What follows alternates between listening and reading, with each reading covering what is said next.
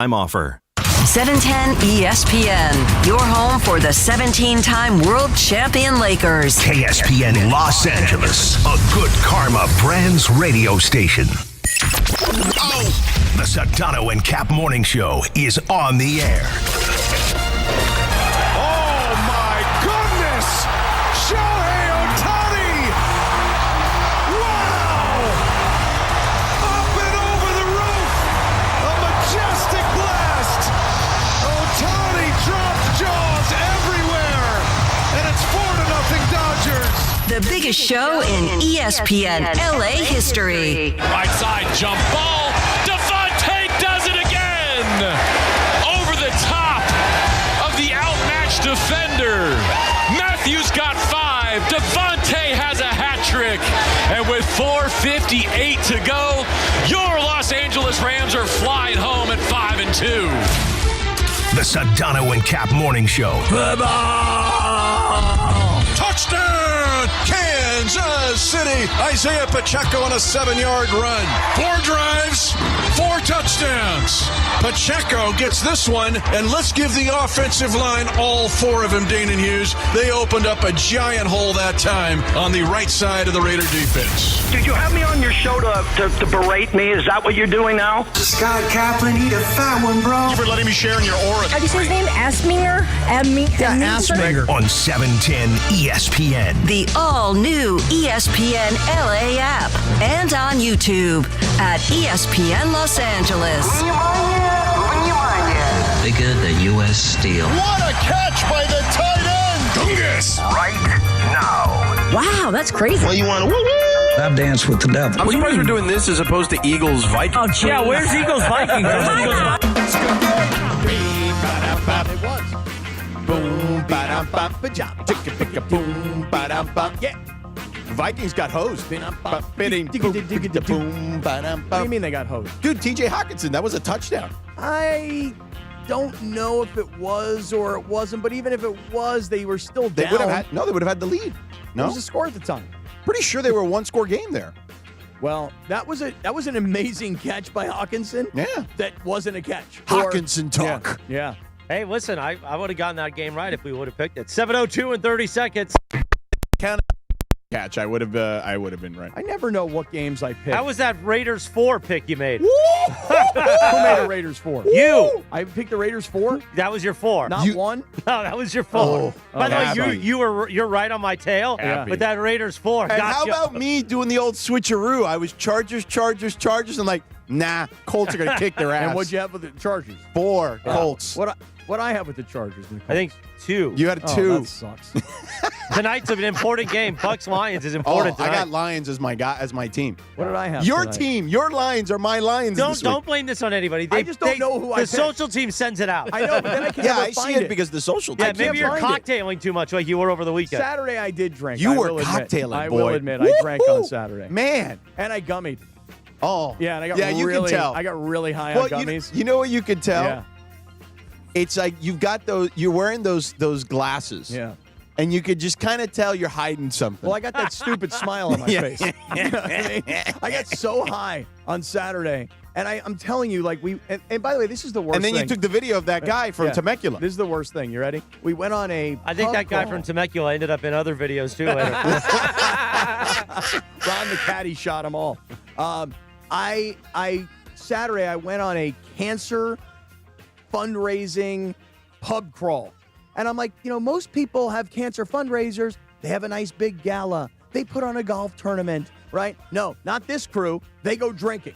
So I went out with these people, these freaking people. And yes, I drank a little bit. A lot of it. You know that this guy, so I'm at this bar. Yeah. And this guy recognizes Rachel. He goes, "You're Rachel." Right. I'm a huge Sedano and Cap fan. There you go. She's like, "You're kidding me." Oh, right? you almost said the real word. Right. Yeah. You're kidding me. He goes like this, where he goes, "You gonna give me a gummy?"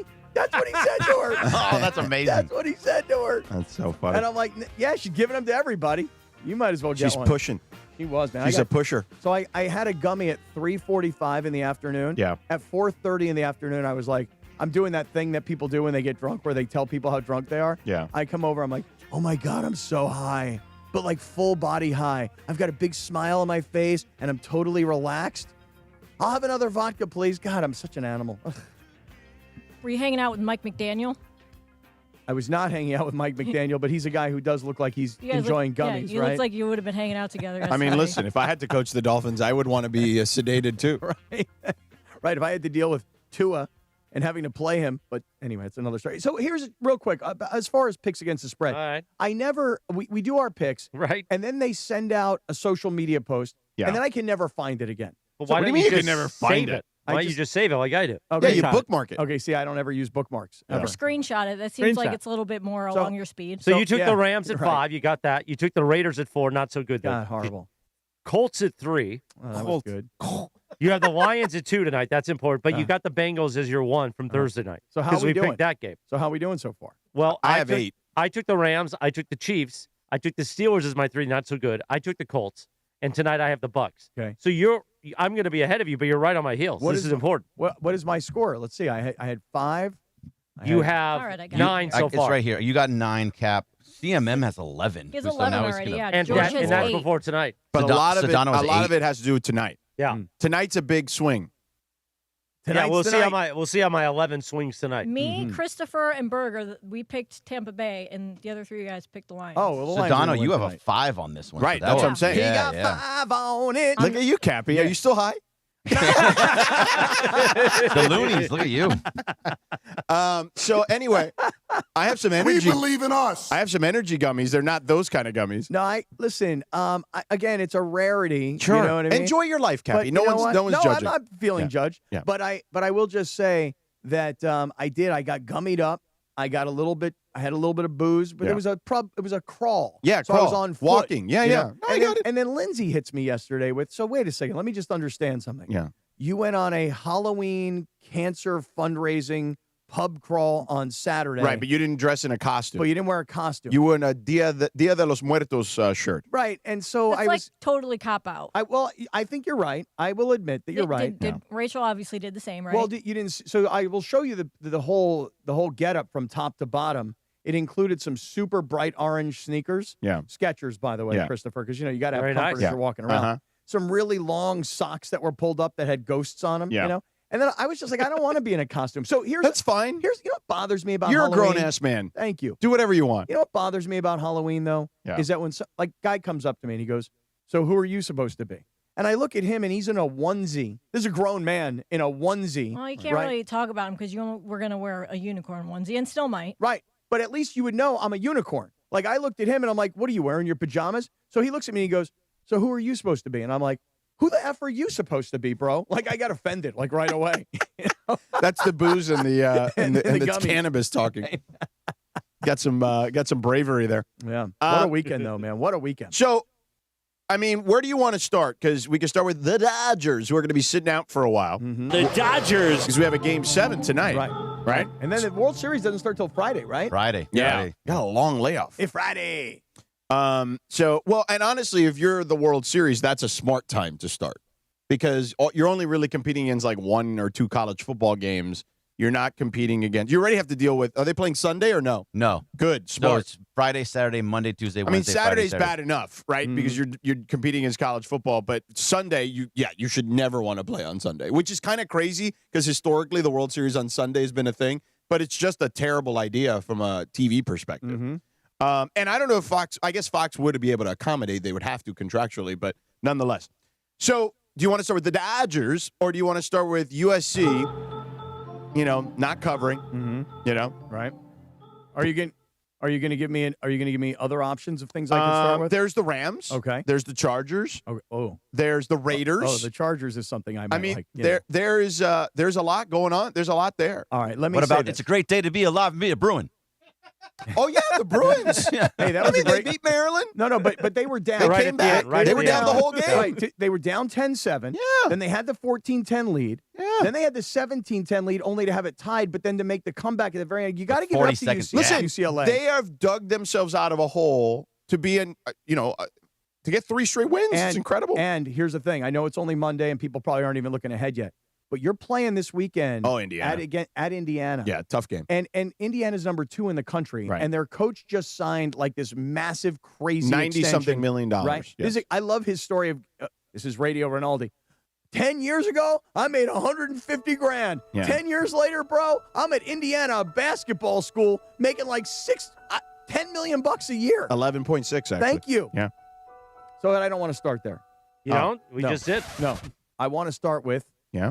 the Dodgers. Okay. The Dodgers. Yeah, thanks, Boog. We should like go back in time, right, Cap? Well, you know, it was Friday of last week Yeah. when we ended the show, and then Friday night obviously was the game. Right. And George, you may remember I do. that I was saying to you Yeah. and to Bergie on Friday Yeah. that I really believed that this was going to be the Ohtani offensive breakout game. Yeah. It was time to bust out the whooping stick, as they call it. Right. So you want to go back in time, Let's baseball? go back in time. All right. You know, Ohtani's going to start tonight's game. Yes. And I'll tell you guys right now, I think this is the best thing that could happen to Ohtani is that he's actually pitching in this game. Because even though he started the game off yesterday with a triple, it wasn't like he really smashed the ball, you know? And he didn't have a great day at the plate outside of that triple.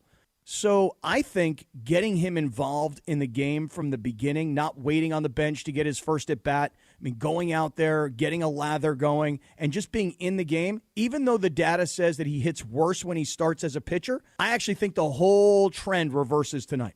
Yeah. I think being in the game mentally from the beginning, Ohtani will have a big night at the plate. My guess. Now, George, as we return to now real time. Yeah. We went back in time. Now we're in real time. Should do like the Wayne's World. Yeah.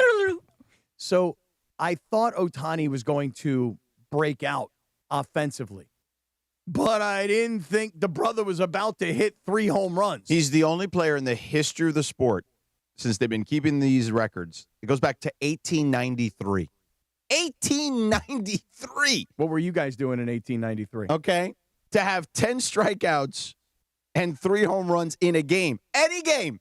Not a postseason game, not any game. Only guy to ever do that.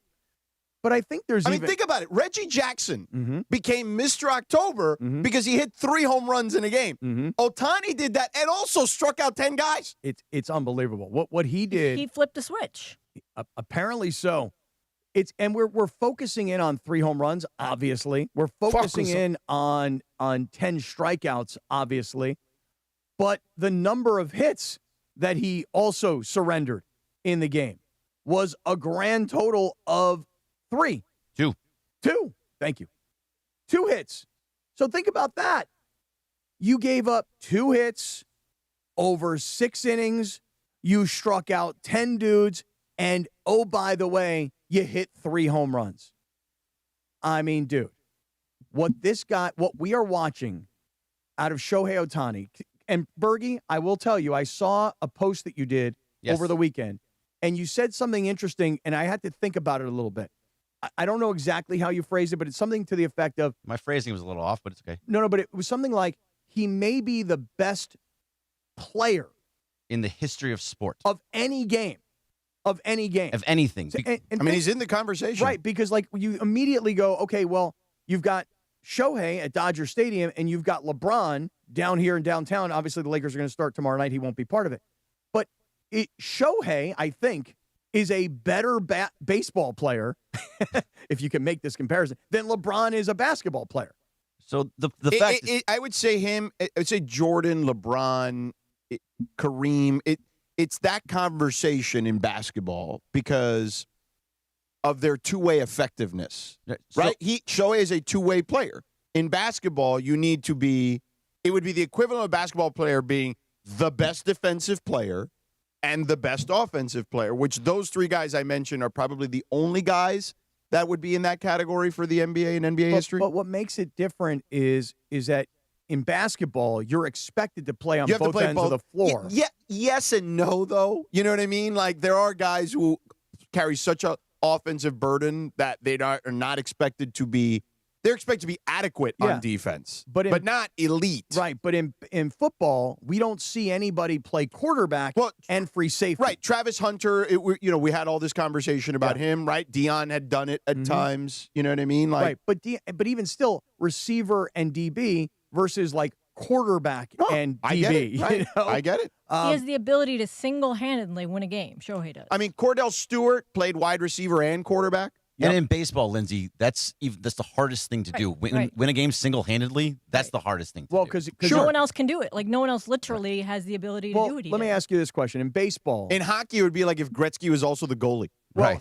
In soccer, like you're Messi scoring 3 goals, and then you're in penalty kicks, you're the goalie stopping all 5 shots. But let me ask you guys this question. In baseball, if you're a top-level player, if you're a guy who can do it all, what do they call you? 5 tools. You're a 5-tool guy, right? He's got 6 tools. Okay, that's my point. So what This are the one 5 goes to tools? 6. What are the 5 tools? There's throwing. Yeah. There's running. Fielding. There's catching, fielding. Right. Right. There's hitting. Right. And then what's the 5th tool? I don't remember. But anyway, the point is, somebody will have to find out. Anybody know the 5th tool? The point is that Ohtani adds another tool into the box. Yeah. He's a 6th tool. Well, okay, so speed, hitting for average, hitting for power, There you fielding, go. and arm strength. There you go. So it was 2 different hitting. Yeah.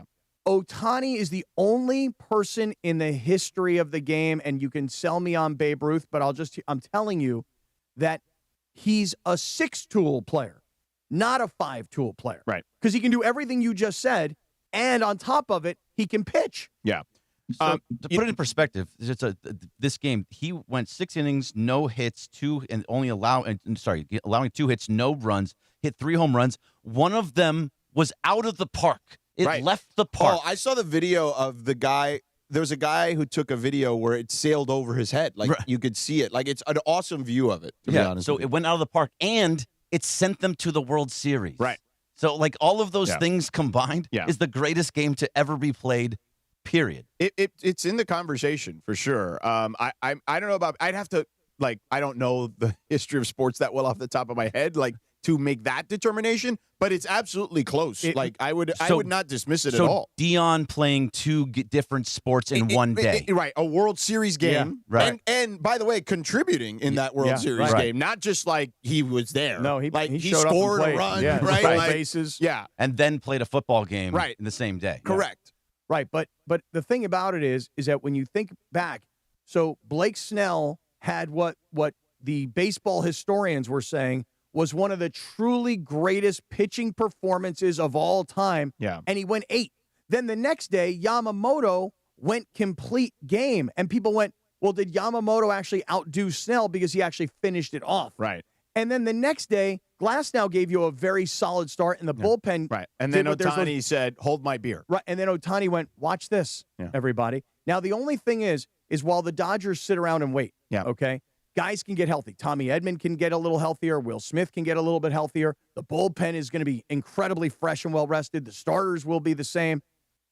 It's just a matter of do one of the 2 American League teams have momentum because they've kept up, because they kept playing, they played through 7, or are they just wiped out, exhausted, and beat up, and the Dodgers are going to cruise to another World Series through 4? Now, do the Dodgers have a Kieran or Sapporo deal? I know they have so many deals. I wouldn't be surprised. I think that would be my question. Would be like if Ohtani say to those guys, "Hold my Kieran Light," or something. Right. And in fact, when they celebrate, no Budweiser. Yes. No Budweiser, no Coors Light.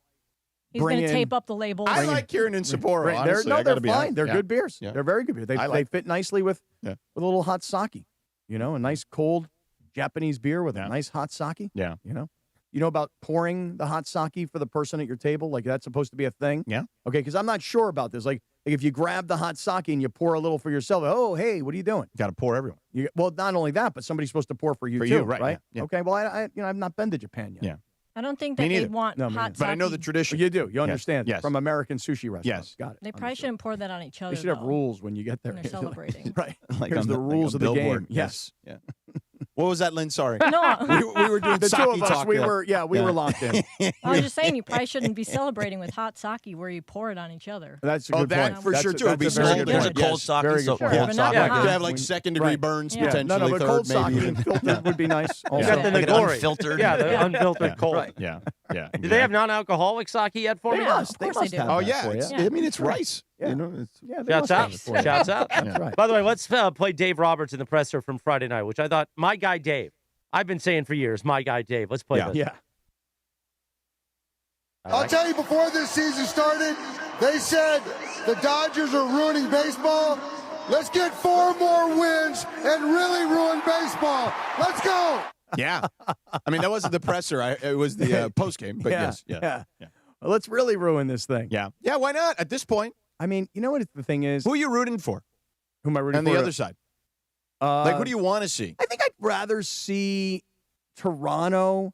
Not because I care or have a dog in the fight. I'd rather see Seattle because I think Seattle, since they've never made the World Series. Yeah, no, that's a fun story. I think for them would be cool. It's a fun story, but I think for me it's more of like an East Coast, West Coast. Right, so you'd get, but I mean, I don't know if anyone in the East Coast is really tuning in for Toronto. I don't know. They got a whole country behind them, though. Well, and that's just it. Yeah, but it doesn't help true. like American ratings. No, that's true, but I feel like, here's what I you feel think like Joe Carter off Mitch Williams or like that kind of stuff? Or as Chris said, does John Olerud still around, in a helmet? Yes, right. Yeah. I just feel like most of America will tune out because they'll be turned off by the Dodgers and they'll be unimpressed So you're by saying Seattle. Canada will help bring them to the table? Screw Canada! No, I just think it's more East Coast, West Coast. I kind of like country. that better. You don't think people are going to want to watch Shohei in the World Series? This isn't the hockey. We all will. This isn't the hockey where they're going to fight. You know what I mean? Yeah. Like it would be a little different when the what was it, the 4 whatever Nations Cup or whatever. I think here's the thing. Shohei's one of those players like you watch Jordan in the finals because he's Jordan. You watch Yes, LeBron in the finals because he's LeBron. Maybe, but I still think that baseball. I mean, the Dodgers will still do a good number. The Dodgers. But yeah, and maybe there is going to be some of that where people will casually tune in because like Shohei Ohtani is Jordan. Yeah. Right. Well, I mean, on the screen last year they had 6 batters before Shohei comes up. That's right. Oh, That's I right. would too. That's Yeah. right. Yeah. But I I will would just totally say do though, like I the think streaming commercials. but people are turned off, and you don't realize it, and most of us don't realize it By the because we're Dodgers, here. I get. But America, and think about all the other cities outside of New York and Chicago, let's just say. But think about all the other cities that have Major League Baseball teams where this is their rallying cry. We hate the Dodgers. Right. They're bad for the game. Yeah. And what I would say to people is I don't think you're really paying attention. Like you can say that they can outspend everybody, and that is true. They can, but so can the Yankees, and so can the Mets. And the Red Sox. Right. So they can.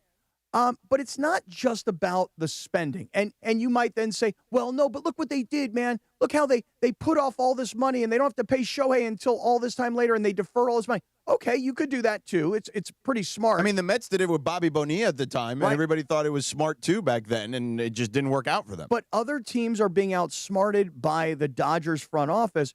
But more importantly than that, it's really about construction of roster. We talk about it all the time. Andrew Friedman. We talk about it all the time with the Lakers. Looks pretty smart, doesn't he? Well, he does look smart because of the way he puts together the team. Yeah. It's not, to me, it's not just about this guy's batting average and this guy's fielding percentage and this guy's strikeout rate. It's really about, can these guys all gel together in a clubhouse? And do we have consistency and do we have the right manager to keep it all together? Yeah. And so it's so much more. Again, I always bring up Tommy Edman because to me he's one of my favorite players. Yeah.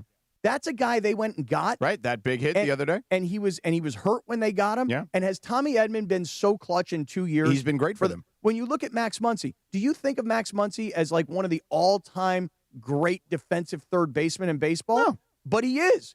In other don't words, think of him, right? But he's one of the best defensive third basemen He's in very baseball. good. Yeah. And the stats may not always bear it out. Yeah. And but he you was see like, the wasn't he a plays. Rule 5 guy?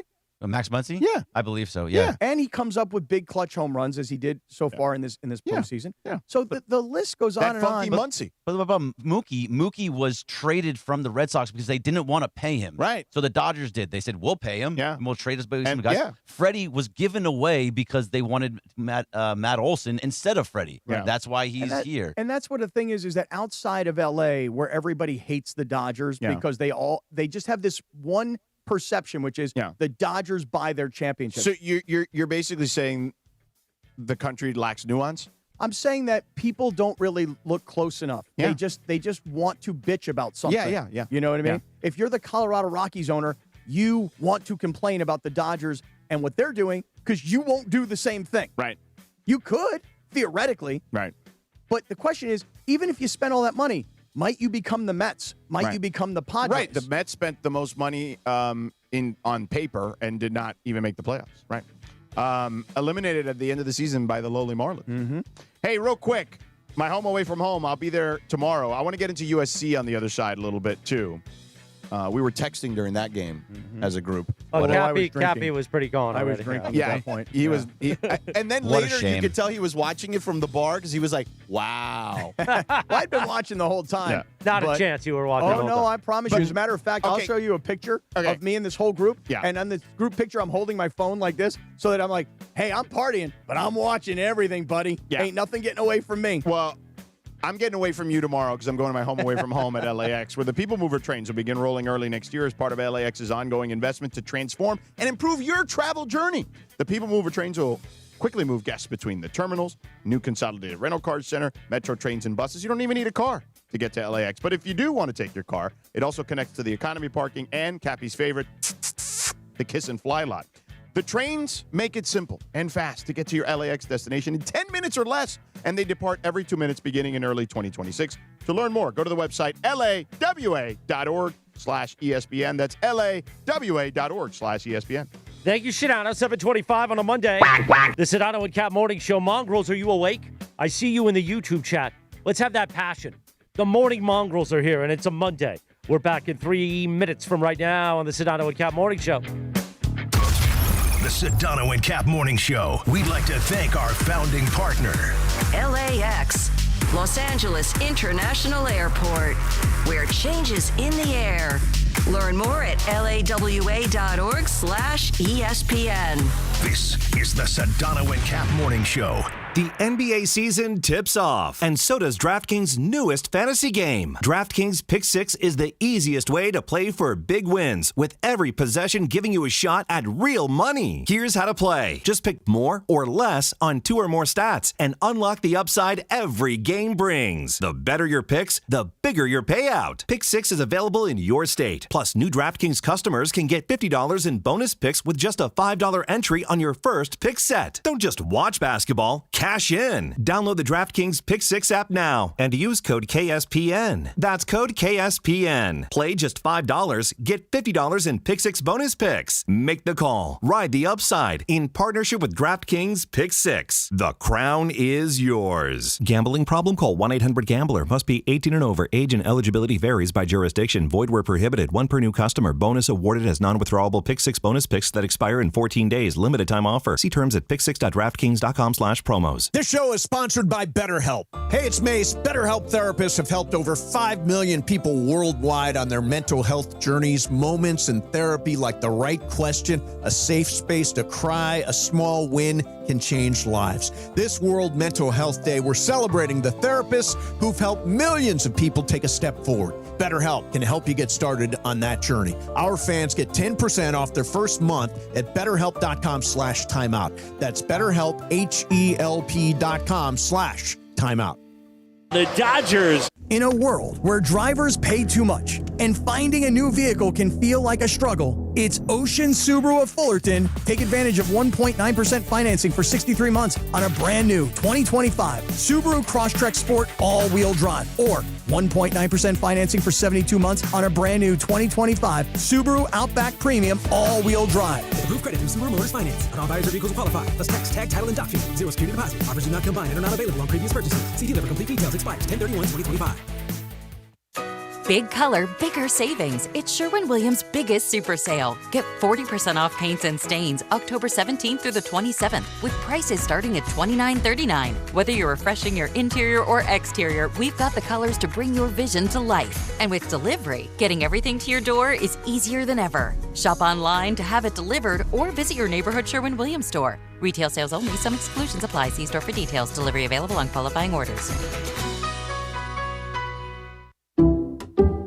Some people just know you can save money on car insurance by checking Allstate first. Like you know to check Kirk Herbstreit's pregame analysis first, before talking to your brother-in-law. In this game, the key thing to watch will be the offensive line versus their front seven. If they can get pressure without blitzing, this could be a long night.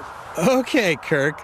I know stuff. Ooh, checking first is smart. So check Allstate first and see what you could save. You're in good hands with Allstate. Potential savings vary, including based on how you buy, subject to terms, conditions, and availability. Allstate North American Insurance Company and affiliates, Northbrook, Illinois. Hey, this is Rich Eisen. You're starting your day with the Sedano and Cap Morning Show on ESPN LA. Don't forget my show. The Rich Eisen Show is coming up this morning at 9 on 710 ESPN and the all-new ESPN LA app.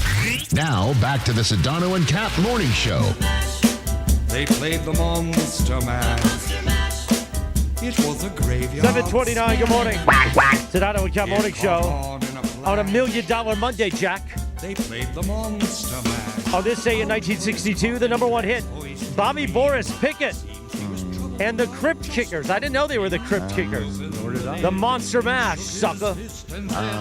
Whatever happened to my Transylvania twist? That sounds like Tom Brady. By the way, speaking of Tom Brady, how about Pete Carroll? It's World Osteoporosis Day. Oh, that's not nice. Well, I don't. Yeah. The Raiders are going to give it to him if he doesn't. We got to get to the Raiders. It's why you got to drink vitamin C because you'll kind of hunch. Yeah. Oh, really? Your back, your spine. You know what I mean? He does have it. Yeah. Vitamin D. Or vitamin D. Oh, okay. Yeah. Get a little sun. You'll be all right. Okay. But we'll get to the Raiders. Oh, man. I mean, what an embarrassment. But well, hold on a second. What was so embarrassing? I mean, the Chiefs literally put in their backup quarterback to start the fourth It's so quarter. amazing. It was like a preseason game. But wait a second. You're missing one last little element to it. You ready? They put in their backup quarterback, who's starting quarterback last year. Oh, right. It was theirs. Right. Yeah. Gardner Minshew. Yeah. Got to go in and clean up the mess for the Chiefs, look across the line, or maybe even look up to the owner's box. Hey, guys. Hey, you guys remember me? I'm just cleaning up the mess that you made here on the field here today. Yeah. We'll get to that. But let's talk SC. And it kind of, honestly, it's kind of a weird deal because Notre Dame, I forgot who in the chat in our group text was saying this. I don't know if it was Sexy Was it Jexy. smart? Was it a smart thing, whatever that person said? No, I thought it was accurate. I don't know if it was smart. Okay, because if it was smart, it was probably me. And it was basically that Notre Dame was playing with their food, right? And that may have been Jexy. And I felt very similarly. The weirdo, that Jexy. Yeah, he says weird things. I mean, he was I didn't realize the kid was such a big gambler. Yesterday, I found that out. Yeah. He's But betting live odds in the second half. Yeah. The Charger game. It's still early. And then I finally text him. Is it still early? Yeah, it's still early. Oh, you guys ready for a big bolt comeback? I'm like, colt up, baby. Although, no bolting up, colting up. There are some positives, though, you can take out of that game for the Chargers. We'll get to that later. Oh, really? I'm surprised. They lost pretty big. Yeah, can you take any positives out of the Raiders loss? No, not when you score 0. Oh, okay. Yeah. But what I would say is with USC, they had a chance to win this game on the road in what ended up being a rainstorm in the second half. Mm-hmm. And Lincoln Riley, to his credit, he owned up to it. He called it a stupid call. But what were you thinking with that double pass situation on the short side of the field? Oh, my God. I mean, there's so much congestion there. Mm-hmm. And I'm just like, what are you doing? Yeah. And I literally, on this flight from Boston, I honestly, thank God, like, everybody else had their headphones on because I said it like that. I go, what are you doing? Mm-hmm. And then I looked around and nobody was looking at me. And I was like, oh, thank God everybody's got their headphones on. Yeah, and you talk about coaching, right? The coaching part of it is, hey, listen, we're going to run this reverse. You're going to throw the ball. Okay, but we're going to run it over and over and over again in practice. And we're going to show you lots of different looks. Like, for example, this look, when there's nobody open, okay, or there's no room. What are you supposed to do? Throw it away, bro. Throw the ball out of bounds. Throw it away. Go down. Yeah, just go down. The one thing you cannot do is fumble. Is turn the ball over. Yes. It always drives me nuts when coaches give the ball to a player who's not a quarterback and ask them to make a quarterback decision. So, not just throw. So it's make interesting. A decision. Miami got upset by Louisville, who I've been telling you all is a good team, and they went and kicked their ass in the line of scrimmage. It was a 3-point game, but so they did the same play, except it worked because the kid that is at wide receiver for them was a high school quarterback. Mm-hmm. And that's different. If the guy's throwing the ball is not a seasoned quarterback at some level, don't do that. Right, because it's not purely about throwing the ball. It's about making the decision. Right, and because guys are flying at you, and you got to figure out how to manage that situation. If, to your point, it goes sideways. Right. It was a terrible play call. It was stupid timing. The field position was bad. Your point about going to the shorter side of the What field. What are you thinking? Every last part of that was bad, and that is 1,000%, not 999, 1,000% on the head coach. And the turning point of the game. Yeah. That flipped the game in a way that I felt like they could not I mean, they hung in there a little longer, but that to me flipped the game in a way that became what ended up having them lose the game. Like, that to me was the inflection point. And yeah, Lincoln Riley literally said in the postgame, yeah, it was a stupid call. It was a terrible call. But here's the other thing. We knew going into this game that weather could play a factor. And if weather did play a factor, which I don't really know they played that much of a factor, but if it was going later in the game. Right. If it was going to play a factor. I mean, Mayava did not play well either. No. But especially in the second half. But if weather was going to play a factor, which I don't think it really did, then you had USC's passing game versus Notre Dame's running game. Now, here's the thing. We go back to last week, SC Michigan, right? SC shut down Michigan's run game, whereas a year before, Michigan had rushed for nearly 300 yards. Them, right? And this game, it was like the Michigan game. Exactly my point. Is that Notre Dame? I mean, Jeremiah Love is amazing, and he's projected to be the number one running back on the board going into the draft. 228 yards rushing, averaging 9.5 yards a carry. Can you imagine? Let's just give it to him because every other play is a first down, and then the next play is short, second and short. Right, and but then, the other kid, Jadarian Price, tore them up too. He also 87 yards rushing. He averaged almost 7 yards, and he had a massive kickoff return for a touchdown. Right. Notre Dame steamrolled USC. And, George, you were saying last week that even if they lost this game, there's still a way to get to the playoffs. Yeah, because of the Big Ten. But they're not good enough. They're going to be – well, this is what I told you. Early in the season, after a few games, after we watched them, after the Michigan game, I said to you, they are – and I think we text this too. I said they're like a year away from being really good. Like if Lincoln can bring in this top recruiting class, if he can make the right portal additions, because we've learned with the portal in 5-6 years that it's been very popular. It was before then too, but it's not just about the talent.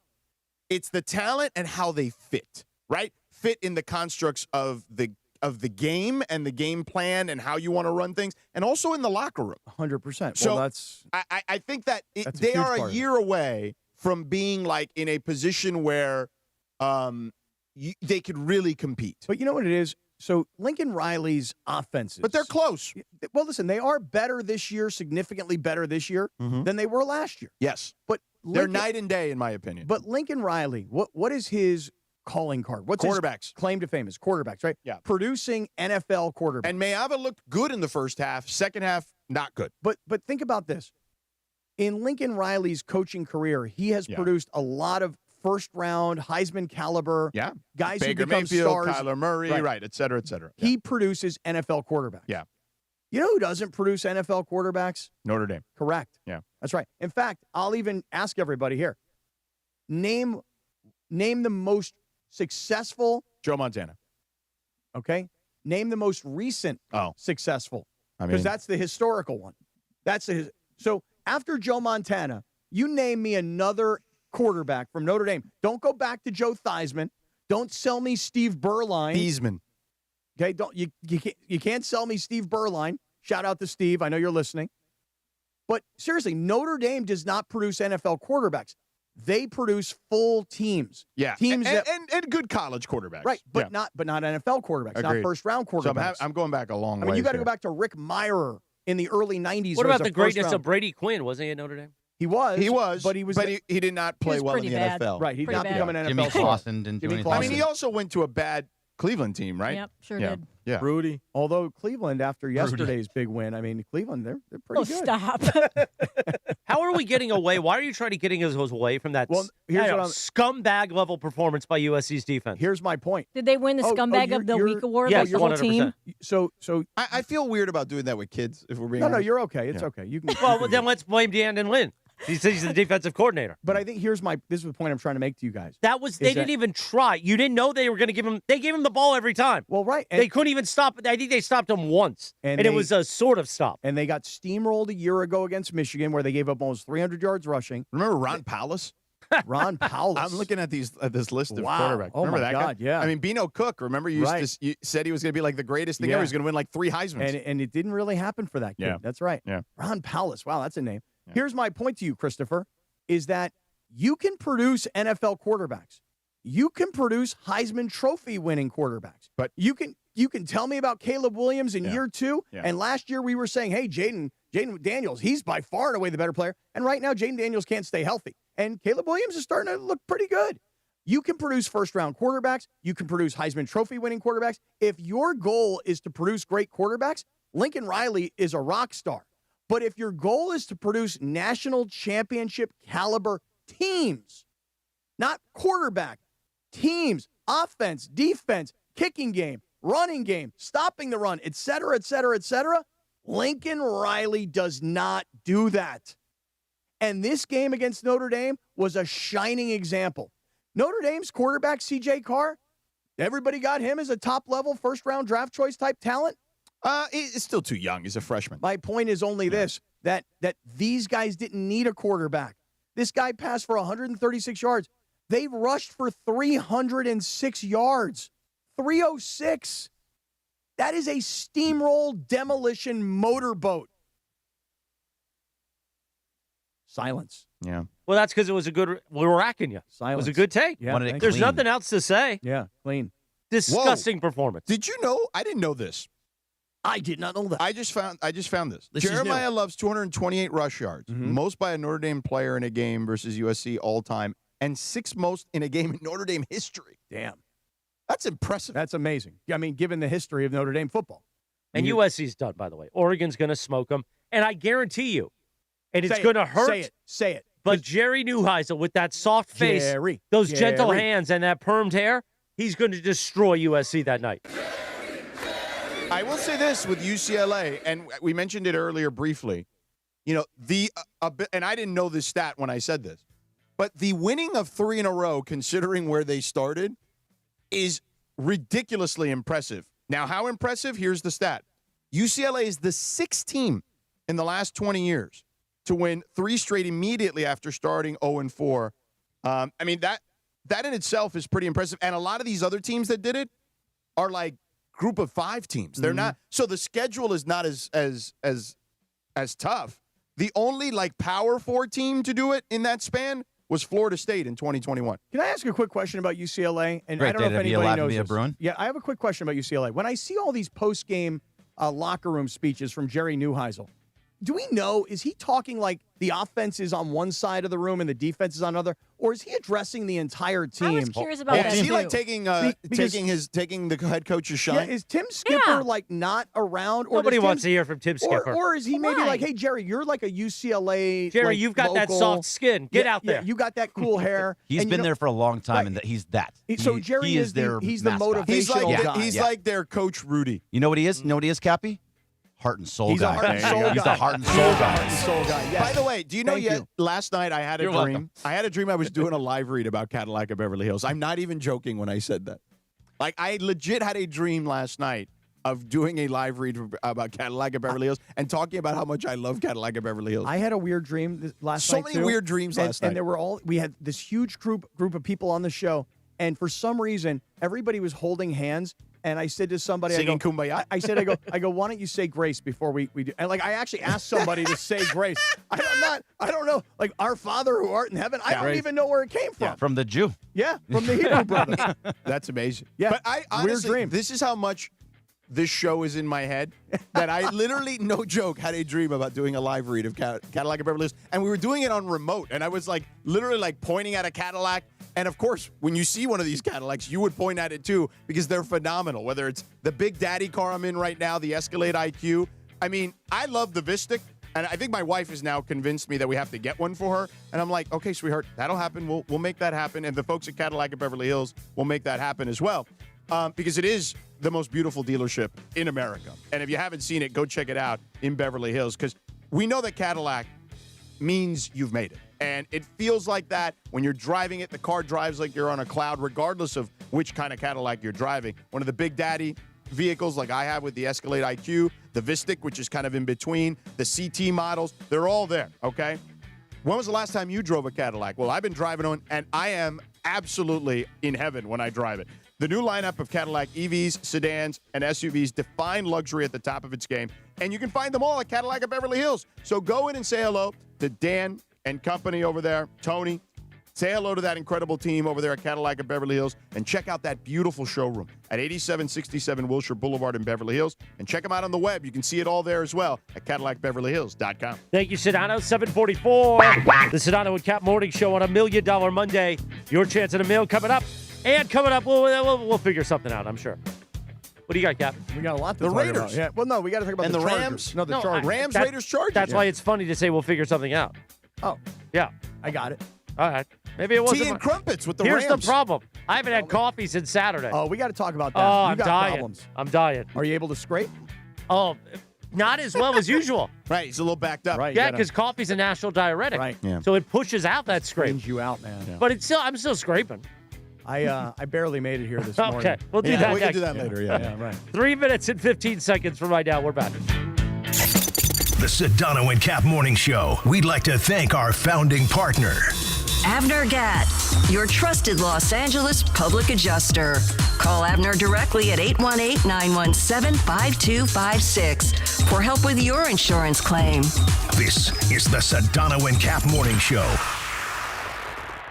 Hey guys, Cappy here. When disaster strikes, you need an ally who truly understands your needs. Avner Gatt is here to help you navigate the complexities of insurance claims. Are you feeling abandoned because your home is unlivable and your insurance company isn't cooperating? Or perhaps you're being pressured to use a contractor with poor reviews. You've been loyal to your insurance company for over 20 years, yet now they treat you like an outsider. Avner Gatt knows how to turn the tables. We protect homeowners from the games and fine print that insurance companies are known for, and we cover all of Southern California, ensuring your voice is heard and your home is restored. Visit AvnerGatt.com or call 818-917-5256. Avner and his family personally take your calls with 5-star ratings from Yelp, Google, and the Better Business Bureau. Don't let your insurance company dictate your future. Avner Gatt is here to help. Visit AvnerGatt.com or call 818-917-5256. Avner Gatt, your claim, our game. John Ireland here for Blue Ice Huckleberry Vodka, crafted with real mountain huckleberries, Idaho state fruit. Think blueberries, but richer. Try pairing it with lemonade. So refreshing. Blue Ice Vodka, because taste matters. The roof scraper. I can't wait to do a post-coffee scraper. 7:47 right now. ALCS Game 7 is on ESPN LA at 5 p.m. on 7:10 a.m. And the ESPN LA app, you can hear Mariners Blue Jays Game 7 and see who the Dodgers will face in the World Series. Just hit the ESPN Radio Live Sports tile for play-by-play from ESPN Radio. And don't forget to break down the matchup tomorrow morning at 6:30 a.m. with the Blue Review, hey, on the ESPN LA YouTube channel, the MLB postseason. On ESPN LA, presented by Pechanga Resort Casino. Play your perfect combination at Pechanga Resort and Casino. We are back in 1 minute and 15 seconds from right now. Hey, Los Angeles, your Rams return home to SoFi Stadium on Sunday, November 2nd to host the Saints in a classic NFC West versus NFC South showdown. You can experience this game live from SoFi Stadium by visiting therams.com/NO. Again, that is therams.com/NO to see stars like Puka Nacua, Matthew Stafford, and Jared Verse battle Alvin Kamara and the Saints on Sunday, November 2nd at 1:05 p.m. Grab your tickets now, and we'll see you at the Rams house. Support comes from Clean Power Alliance, providing 3 million residents and businesses clean electricity options. On every road with every light we turn on, we can choose clean energy. Change is electric. Learn more at cleanpoweralliance.org/changeeselectric.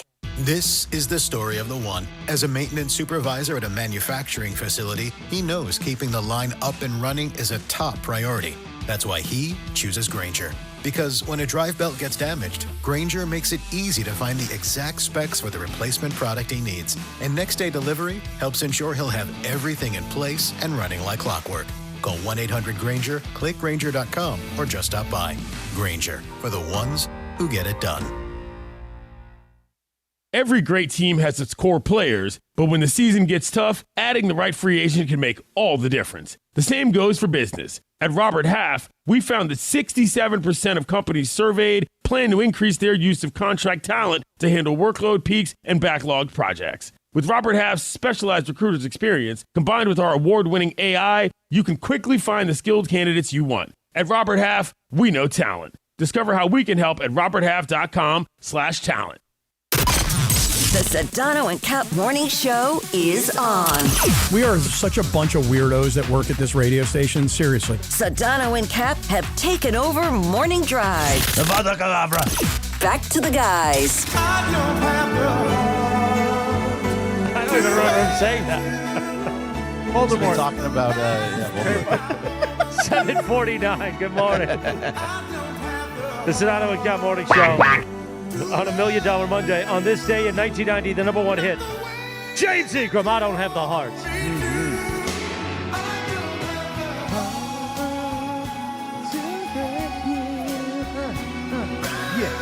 Oh. Good song. It is also Solid National tune. Branded Fruit Day. Branded fruit. What do you mean by branded? I don't know. Brandy. Oh, brandied. Sorry. Brand- National brandied Brandied Fruit. Brandied Okay, fruit. that I thought makes you meant more like a sense, Dole yeah. banana. You know that? Chiquita. Right, see. I'll go Chiquita or Dole. I don't mind. Yeah. Do you know that there's a lot of like wild monkeys in the jungles that get drunk because of like brandied fruit that's just like fermented? Answer, no, I did not know that. No, I'm telling you. I thank you. I did not know that. Did you see a documentary about it? I did not, but I think somebody should make one about I think it. so too.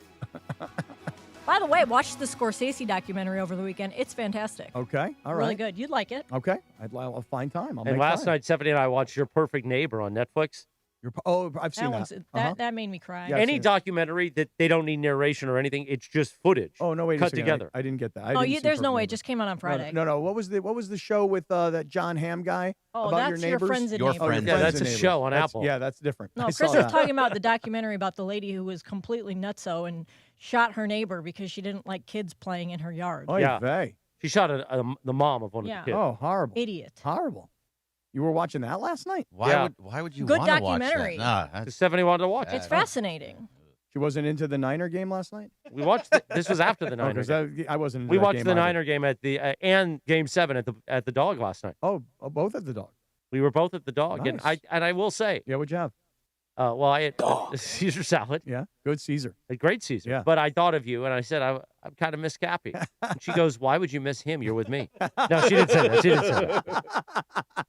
All right, let's get to your I'm surprised pathetic she didn't- Raiders. How about I'm that? surprised she didn't say something like, I miss him too. And then you could have said, why do you miss him? You're with me. You know what I mean? It is World Osteoporosis Day, Mm-hmm. Shout out.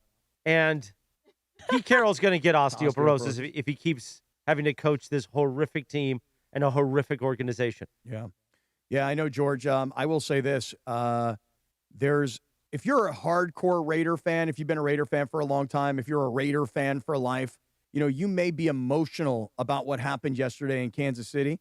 If you're more analytical, like I am, I'm a Raider fan because Pete Carroll's the coach, but there's nothing I can say to you to defend the performance of the Raiders yesterday. Now, I could maybe start making some excuses, like their top wide receiver is out, their top tight end is out, they lose their top defensive player in the game. I can give you all of those excuses. By the same token, I could also come back to you and say, well, think about it from the Chiefs' perspective. They've been getting better as the weeks have gone on. They've been getting healthier. I mean, when you look at the Chiefs yesterday, I don't know if anybody was like really paying this much attention, but go look at their box score and go look at the number of guys that Patrick Mahomes threw the ball to, because you start to realize, okay, wait a second. They didn't have Xavier Worthy because he got hurt early. They didn't have their top wide receiver, Rashee Rice. He's just coming back. You got Juju Smith-Schuster. You got Hollywood Brown. Like, you start to realize, wow, the Chiefs have like 9 guys that Patrick Mahomes can get the ball to. And now that they've got Worthy back and they've got Rashee Rice back, and these are game-changing players for Kansas City. But there's not one thing you can say about the Raiders yesterday, because their Super Bowl champion coach looks super pissed. Like, I didn't think it was going to be this bad. Their supposedly competent quarterback doesn't look good at all. I mean, That's not on Gino. Dude, 67 Oh, no, yards. it is. It is. It's on Gino. 67 yards passing in an NFL game. We didn't have any interceptions, though. Hey, that's good news. That's Yeah. good. Improvement. That's a bright 2 weeks side. in a row. That's a Yeah. bright Yeah, side. yeah. Remember last week we were talking about... Last week I thought he had one. Didn't he have one last week? Oh, no, he did have one. Yeah. But remember we were talking about the Jets, and the Jets had like minus 10 passing yards total? Think about this. Tomorrow's the Cap 10.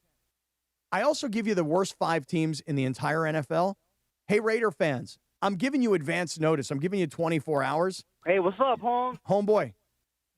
The Raiders are they're Jets bad. See, this is how you know that, Cappy, you're not like actually a Raider fan, because No. when you call people out, you say, "Hey, Raider fan." You're not saying us. No, You know, I'm and not that's- saying us. no, I'm not it's- saying us at all. Yeah, I'm you're not saying us. really Raider Cap. No, Great right. observation, Yeah, Bert. that's true. Thank you, That's true. Sedano. I Yeah, was because Raider it's Cap. us. It's us. We are the worst Right. team in the NFL. No, we you're not. are. No, you're the second worst team in the NFL. Second. I know. Okay, Week second. one, you were hard, like Yeah. backpack with all kinds of Yeah, chains and right. hats and No, beanies and all kinds of stuff. yeah. What happened to that guy? Well, Yeah, Jets- where's your Jets are chain? worse. Yeah, Let me exactly. tell you what that The guy's Jets are doing. worse. Let me tell you what that guy's doing. Raider Cap, just so you know, is playing the long game. Raider Cap is willing to say this is year one is about clearing things out and creating the Pete Carroll culture of competition. And yeah, year, because that's going real well. no, it's not going well at all. It's going terrible. It's going embarrassingly bad. And you think about it, because just look at New England, a team they beat in week one. Last year, how bad were the Patriots? And now look where the Patriots are. And what's the big difference? Yeah, Is they're it- pretty good. Is it coaching? I mean, Mike Yeah. Vrabel's Well, a Vrabel's successful a coach, big deal. right? And Drake May. Right. And Drake May's advancing Yeah. his career, right? The Raiders' mistake, and I'm going to put this right on Pete, even as a Pete guy, okay? Raider Cap is a Pete guy. A Werther's original guy. You know what Pete's biggest mistake was? Thinking that he needed a veteran quarterback that he knew and knew his system, because he didn't know his system, because they went out and got Chip Kelly. Right. And so Geno Smith was a disastrous idea by Pete Carroll and the Raider organization. And it's not all just on Geno. The point is, if you're going to be bad, George, it's better to be bad with a rookie quarterback. I agree. Well, this is why I was like, draft Jackson Dart, trade back, do something. Like the Ashton Genty stuff is cool, except running back. And I get he's different or he's better. But here's what I would say. The difference between Ashton Genty being good at running back and the next good running back is a lot smaller, the margins, than a good young quarterback being the guy at that position for you moving forward. Not to mention how much it helps you from a cap perspective that you're not paying the rookie quarterback the same salary you would a veteran quarterback, which then allows you to put better pieces around him. And look at the energy. Look at the energy of the New England Patriots because of Drake May. I don't know if anybody saw their postgame, but, here you have Mike Vrabel, who goes back to Tennessee, and they play head-to-head against a team that fired him, and it's Drake May giving their coach the game ball. Or you look at Jackson Dart, and yes, I know it was a spectacular comeback by the Broncos yesterday, and you might even say it was a spectacular collapse by the Giants yesterday. But you can see that Jackson Dart has infused energy, youthful energy, and belief into the New York Giants. Whereas a guy they like had a tough loss yesterday, but to your point, they're in it. But Right. whereas Yeah. a guy like Justin Fields, for example, is benched by the Jets. They got him because they think, hey, he's a veteran. He's been around. He's been okay. Maybe we can get the best out of him. He's already benched. Yeah. You've got, if the Raiders, and they know it to be true now, they probably didn't know it at the beginning. The screw up was Geno Smith because of what you're saying. They're spending too much money on a guy who's not a top flight quarterback, and they'd be better served with a young guy, because young guys can lose games, but at least they're starting to make some improvements in their game. I mean, Jackson Dart is going to learn from the terrible interception that he threw yesterday late in that game against Denver, which, by the way, was that not one of the most incredible fourth quarters It you've was ever awesome, seen? dude. You're down 19-0, and you come back, and now you find yourself down 32-30 because the Giants guy misses a PAT. There's 30 seconds to go. 2 plays, you're in field goal position, win the game. Unbelievable. Insane. Yeah. God, the Raiders are terrible. But I do like Jackson Dart. So do I. Yeah. So do I. But there's nothing I can say to you today. I'm not emotional. And he could have been a Raider. Could have been. Could have been a Raider. And if you know he what? just would have traded down. And you know what the Raiders And would by be? the way, you might have still been able to get Genty and Dart if you probably traded could back. have. You absolutely could. And you know what? The Raiders might still be 2-5, or they might be 1-6, or they might be 0-7 with a rookie quarterback. But you'd be preparing for the future. Pete actually showed up and convinced many of us, those of us who are Pete fans, that they will immediately be good. How's that working out? Not working. Yeah, not but working out well. I mean, that was nonsense. Like, Yeah. nobody actually bought that except you guys. Well, you see that? That's us. That is Or us. See, Millions we. That's the beauty. Well, thank you for saying we see, on we, here. we bought his nonsense. But that's the beauty of football. Before the season starts, you have high hopes always. Think this Yeah. could be the year. Worst to first. The Raiders are going to do it, and then they just tear your heart out. You know what I would every do if I were the single year. Raiders? Yeah. I'd trade Max Crosby as soon as I could. Seriously, I'd get as much for him as I could. There was He's a certain heart and soul guy, Cappy. There was a certain afternoon at SeaWorld over the summer that I made it clear how I felt about the Raiders. Yeah. and now you berate us. $1 Million Mondays is back on Us. 710. Thanks to Pechanga Resort Casino. Listen all day for your chance to win. Just give us your big game prediction. Maybe you'll have the Raiders in that big game. Both teams in the final score, and you could win $1 million. And just for playing, you'll get 2 tickets to Rams Saints. $1 Million Mondays on ESPN LA, made possible by Pechanga Resort Casino. Play your perfect combination at Pechanga Resort Casino, official California gaming and casino partner of the Los Angeles Rams. It is 7:59 at 710 ESPN, KSPN Los Angeles, a good Karma Brands radio station. Cappy, tell us about our friend Damon Wines at Sellers Advantage. It's amazing to me how many people we speak to over the course of the weekend that are our business partners and our friends here at 710. I've got a text chain going with Steven Hernandez from Hernandez Wholesale Flooring. We're talking about Matt Stafford. We're talking about Ohtani. And I got a text chain, me, Chris, and Damon Lyons from Sellers Advantage, because Damon made a prediction. He said the Dodgers would win on Friday, USC would win on Saturday, and the Rams would win on Sunday. And on Sunday, we're all texting going, you know what? It's like Meatloaf said, 2 out of 3 ain't bad. And that's exactly the truth. But here's the thing. Damon Lyons is a big sports fan. Damon Lyons is a guy who has helped many, many people around the LA area by selling their homes. In other words, I want to sell my home. Damon Lyons is the guy that goes, I want to buy your home, and I want to buy it as is. Because, listen, if you've ever been through selling a home, you hire a real estate agent, right? Real estate agent comes to your house and says, hey, look, you got a beautiful house here, but you really need new carpet in this room. Gosh, you got that beautiful thing that you painted over here on the wall. That's got to go because nobody's going to want that, so you got to paint that. And as far as your landscaping goes, we got to fix it up and spruce it up. And before you know it, the real estate agent has you spending 40, 50 grand. And you're going, I don't want to spend that kind of money. And the real estate agent's like, oh, don't worry. You're going to put in 50 grand, but we're going to get out 150 grand. You don't know that. Here's what Damon Lyons wants to do. He wants to buy your house with seller's advantage, and he wants to buy it as is. Don't fix the carpet. Don't fix the landscaping. Don't paint the walls. Just pack your crap and get out.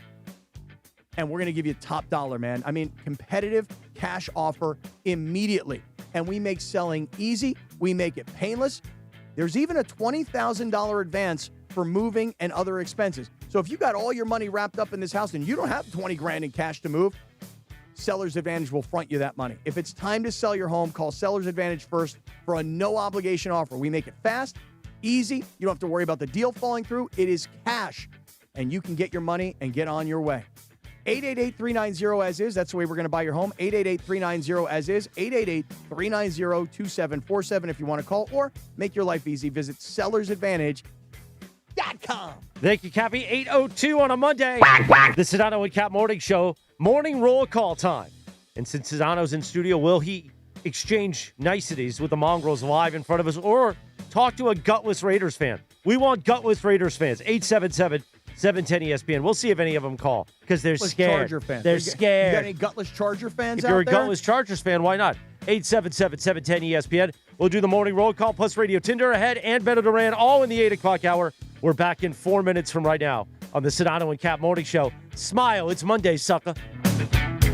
This is the ZipRecruiter Rams Report. Here's Travis Rogers. The Los Angeles Rams go overseas to London in Wembley Stadium, and they come home with their 5th win of the season, a decisive 35-7 drubbing of the Jacksonville Jaguars, who fall to 4-3 on the season. And it was the Matthew Stafford and Davante Adams show. Matthew Stafford throwing 5 touchdown passes for the 5th time in his illustrious NFL career, but the first time as a member of the Los Angeles Rams, and 3 of those found none other than Davante Adams. Stafford finishes the day 21 of 33 for just 182 yards, but 5 of those found the end zone, including the very first of Terrence Ferguson's career. He found the back of the end zone for the first time as well. Also, Travis Hunter, the number 2 overall pick, the two-way sensation for the Jags, he got in the end zone for the first time as well. With Monday's Rams Report, I'm Travis Rogers. This is the ZipRecruiter Rams Report. Powered by ZipRecruiter. Looking for your next great hire? Try ZipRecruiter for free at ZipRecruiter.com/LA. You know that old saying, you can have it fast or you can have it good? When it comes to hiring, ZipRecruiter has put that saying to bed. Because with ZipRecruiter, when you need to hire someone fast, you get them fast, and you get the best person for your job. ZipRecruiter's powerful matching technology immediately starts showing your job to the right candidates. Get in the end zone with ZipRecruiter, the smartest way to hire. Try it for free at ZipRecruiter.com/LA. That's ZipRecruiter.com/LA. Hey guys, it's Sedano. It's game time at Hernandez Wholesale Flooring. Just like LAFC protects their home turf, we help you protect yours with quality floors at unbeatable wholesale prices. No gimmicks, no markups, just deals every day. From waterproof hardwood to carpet, laminate to artificial grass, the crazy Hernandez brothers have you covered. Don't settle for anything less than a championship level home. Call them at 866-62-FLOOR, that's 866-62-FLOOR, or shop on the web, HernandezWholesaleFlooring.net. No sale beats wholesale. Come on, Grincha. In a world where drivers pay too much and finding a new vehicle can feel like a struggle, it's Ocean Subaru of Fullerton. Take advantage of 1.9% financing for 63 months on a brand new 2025 Subaru Crosstrek Sport all-wheel drive, or 1.9% financing for 72 months on a brand new 2025 Subaru Outback Premium all-wheel drive. With approved credit through Subaru Motors Finance. Not all buyers or vehicles will qualify. Plus tax, tag, title, and doc fee. Zero security deposit. Offers do not combine and are not available on previous purchases. See dealer for complete details. Expires 10/31/2025. Waba Grill is an LA original, so we've got to keep it real. Real fresh with our Asian-inspired menu that's grilled to order every time. Pick me up and never put me down. Real quality with our marinated proteins like hormone-free chicken, ribeye steak, wild-caught salmon, and shrimp. Real flavors with our signature sauces from sweet and spicy to fiery hot. Download the Waba Rewards app today or order online at wabagrill.com. Waba Grill, keeping it real every day for you. With Progressive, it's easy to reach customer service with our app, website, chat, or by phone. Because when getting help is hard, it's not help at all. Little help. A little help over here. Thank you for calling Bench Press Assistance. What? Due to excessive gym volume, all available spotters are currently lifting heavy weights off the chests of other bench pressers. Seriously? Please continue to hold, and we will remove the barbell from your chest in the order in which your cry for help was received. Getting assistance should be easy. With Progressive, it is. Progressive Casualty Insurance Company and Affiliates. At AT&T, we guarantee our network so you can talk college football with your BFF while taking Buster to the vet. Hey, yeah, I can't believe he ate the whole thing of chicken wings. And I can't believe we're staging a comeback. Touchdown! Yes! Yes! Staying connected matters. That's why in the rare event of a network outage, you'll automatically get a bill credit for a full day's service. For wireless downtime lasting 60 minutes or more caused by a single incident impacting 10 or more towers, must be connected to impacted tower at onset of outage. Restrictions and exclusions apply. See att.com/guarantee for full details. George Sedano. All right, cool, Cappy. Scott Kaplan. All right, cool to you. You're cool. I'm just saying. More Sedano and Cap. I got nothing else for you. Right now. 8:07, good morning. Sedano, happy birthday, he turns 54.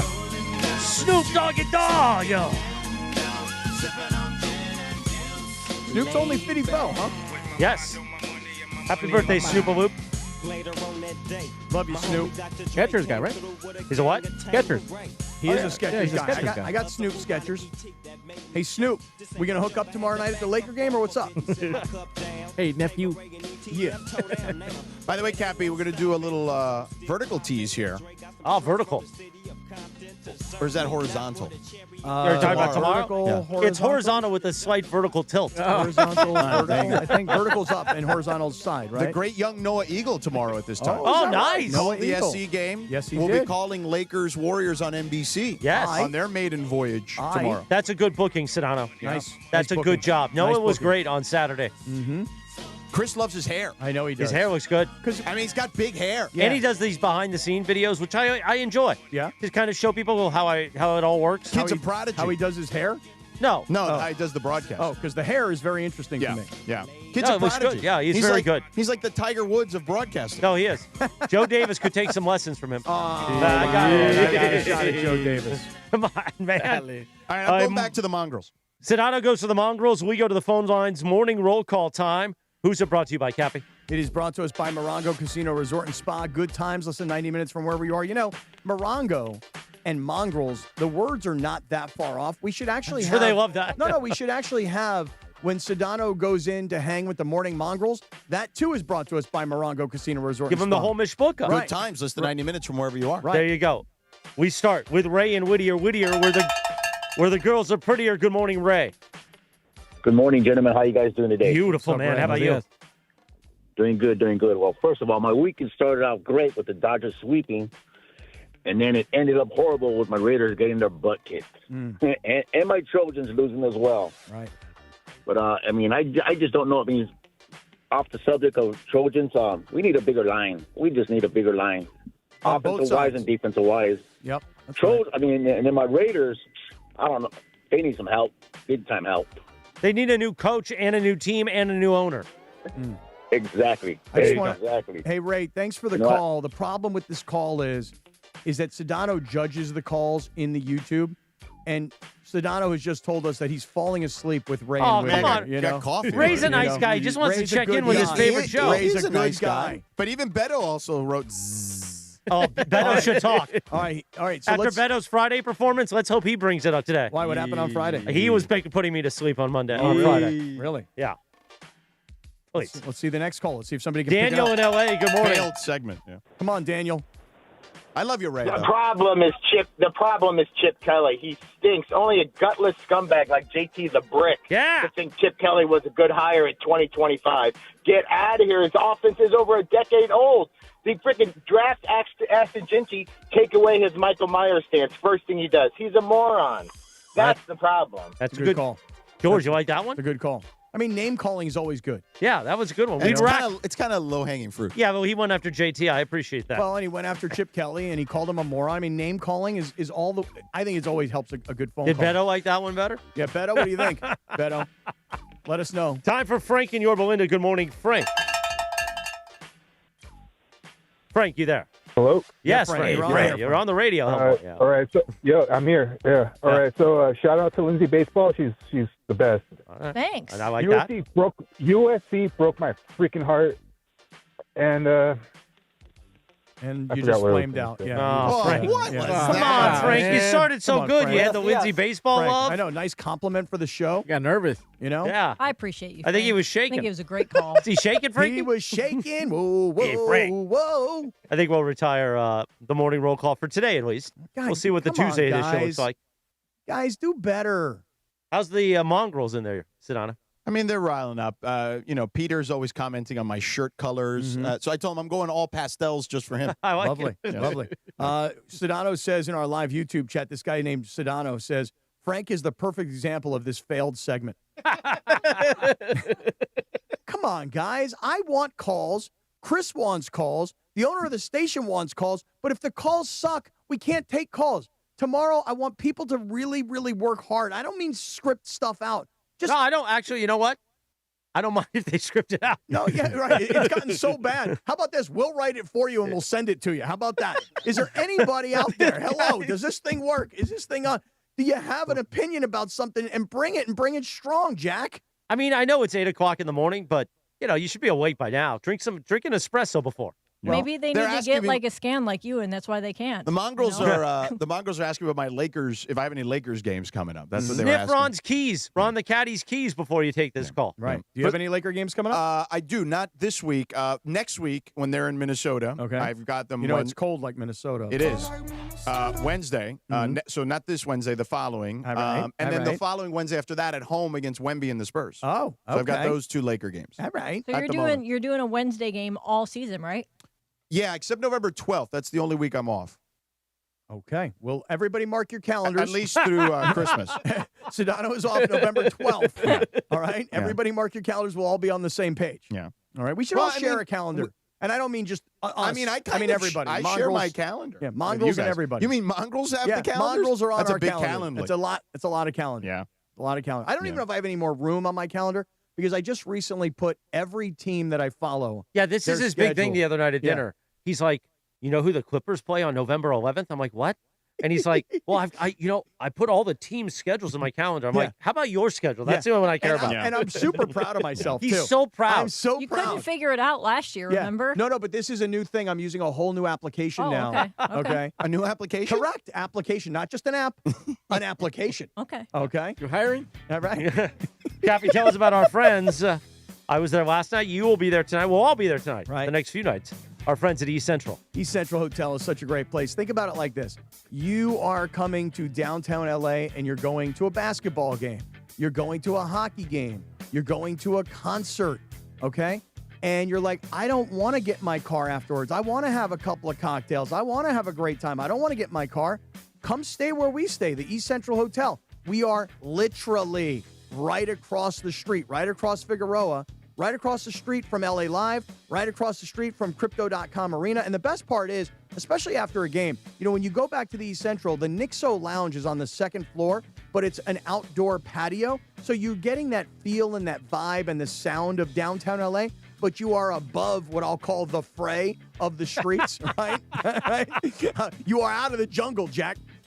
And it's the biggest hotel rooms in all of downtown LA. The sweetest, most beautiful people who work there, they make you feel like you're at home.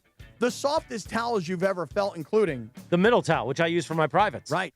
The gym that has everything. It's all brand new, all these brand new treadmills and all the dumbbells that you would need for a hotel workout.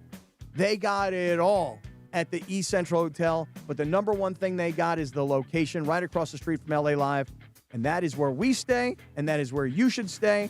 And you should go to eastcentralhotel.com, eastcentralhotel.com, East Central Hotel in downtown LA, entertainment's official address. Thank you, Cappy. 8:15 on a Monday. Sedano rejoins us from the Mongrels. Hi, Georgie. Hi. People are telling me in the chat that I look puffy and shiny.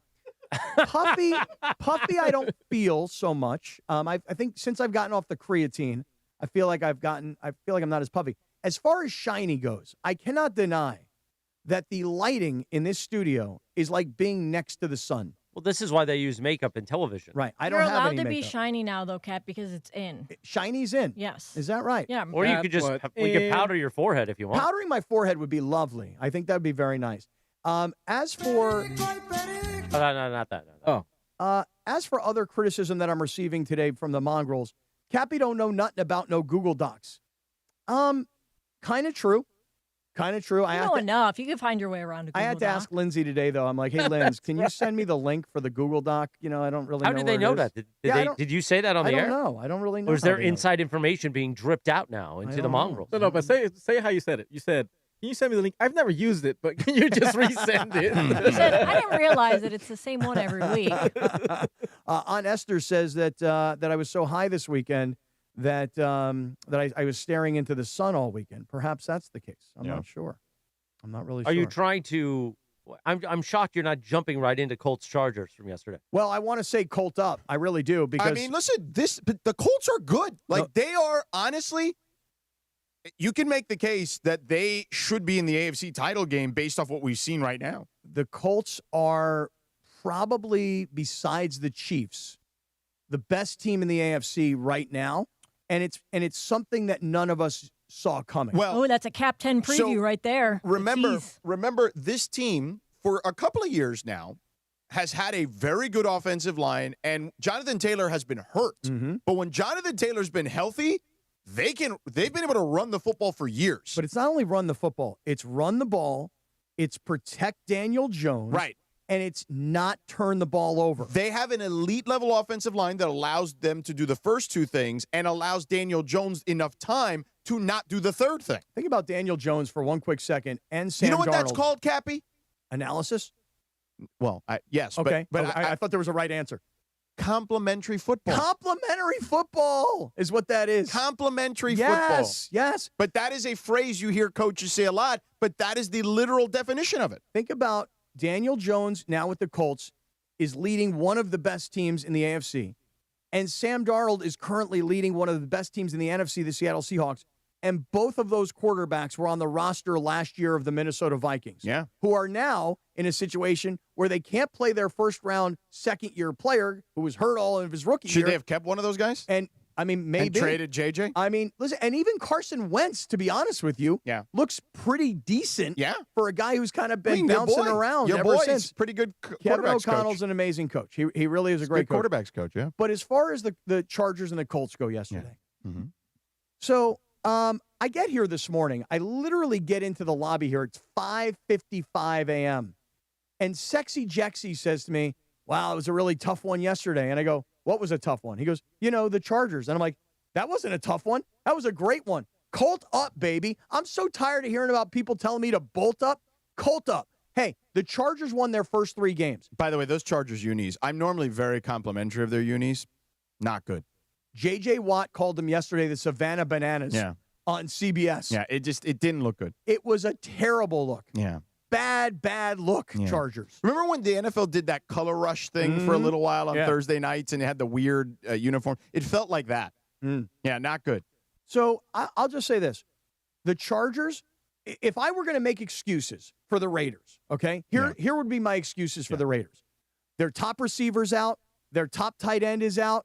Their offensive line is trash. Their top defender is out. And they're playing on the road at Kansas City against a team that is emerging, getting their guys back. There. I've made a ton of excuses for the Raiders.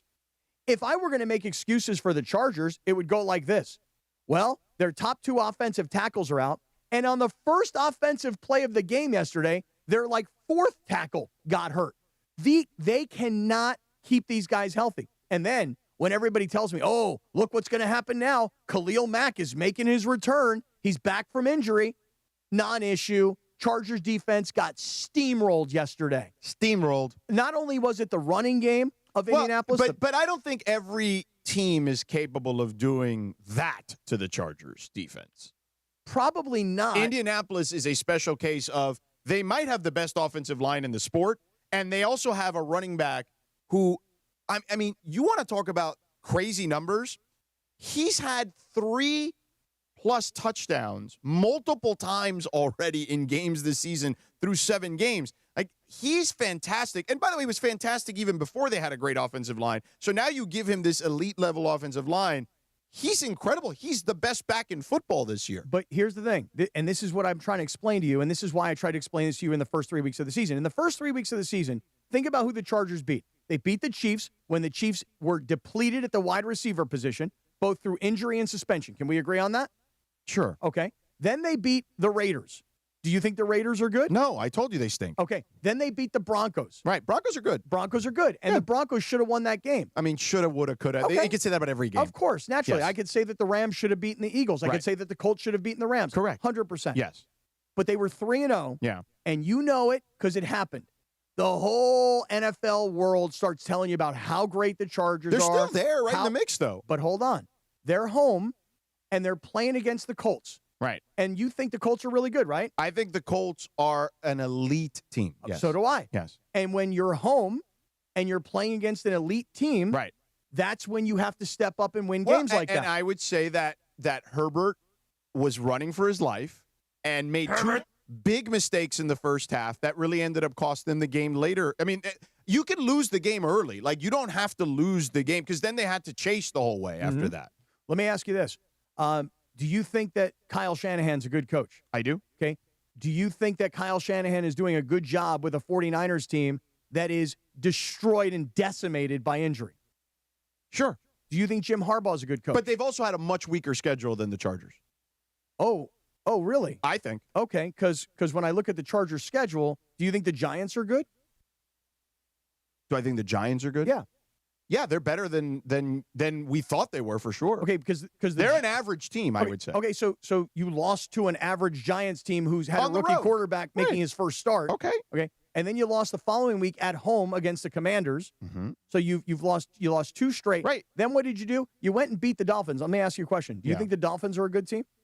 No, I don't. And you know that Although the Chargers. the Dolphins, it's crazy because if you look at it, they outside of this past week, I think almost all their losses are within a score. Well, the Chargers So had but that's the NFL. Right. They had to make a dramatic comeback, the Chargers did, to actually win that game against the Dolphins. I mean, the Dolphins had made their comeback. They're decimated injury-wise, though, too. That's my point. But it's no different than San Francisco, who's barely winning games while they're decimated. But they're finding ways to win games. Okay. And the Chargers... in a weaker conference, potentially. And the Chargers are a team that is battered with injuries. Yeah. And so you're expecting that the difference is coaching. The reason San Francisco can find ways to win is because they have great coaching. Yeah. And remember, George, we're talking about offensive linemen being down for the Chargers. Yeah. It's a big deal. 2 running backs being down for the Chargers. That's a big deal. But they still have their superstar quarterback who can throw for 450 yards, but he has to do it coming from behind. Yeah. So the stats look gaudy, but they're not the winning Niners numbers. have the easiest strength of schedule in the sport. Right, but they also have a backup quarterback. Okay. They also have. But that also helps when you have the backup quarterback. Yeah, it helps. Having the easy strength of schedule helps the backup quarterback. Totally understood. But what I'm getting at is this, is that for all the talk about the Chargers, they're 3-0.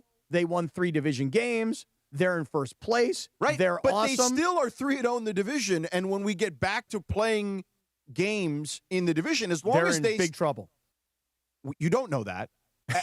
First of all, because Joe Alt is supposed to come back sooner rather than later. That's going to, first of all, just that guy alone changes a lot of what they can do. I will agree with that. Yes. Joe Alt is a game-changing type of a player. Correct. And he fixes a lot of problems on their offensive line. Yeah. But by the time the Chargers play against the Chiefs again, right? By the time the Chargers play against the Broncos again, remember. And you don't think that them discovering Oronde Gadsden can be a badass at tight end for them and like a smallish tight end kind of frame? Like they've got, as long as they can protect and run the foot, but they will be able to when Alt comes back. One guy ain't making all the difference. You just said it did. I made said a huge he's a difference maker. Literally 5 seconds ago. I said he's a difference maker. Oh, come but on. he's not going to make all the difference. Now we're just having a semantics argument. Well, wait a second. I also said that these guys are going to beat the Chargers down, and you said you don't know that, right? You don't know. Right. Of course I don't know. Yeah. But don't you make predictions on games all the time? But if I brought back one of the better offensive linemen in football, that all of a sudden changes the dynamic, which you agreed as well. I do. But now you just said it doesn't. No. I'm saying so that, which is it?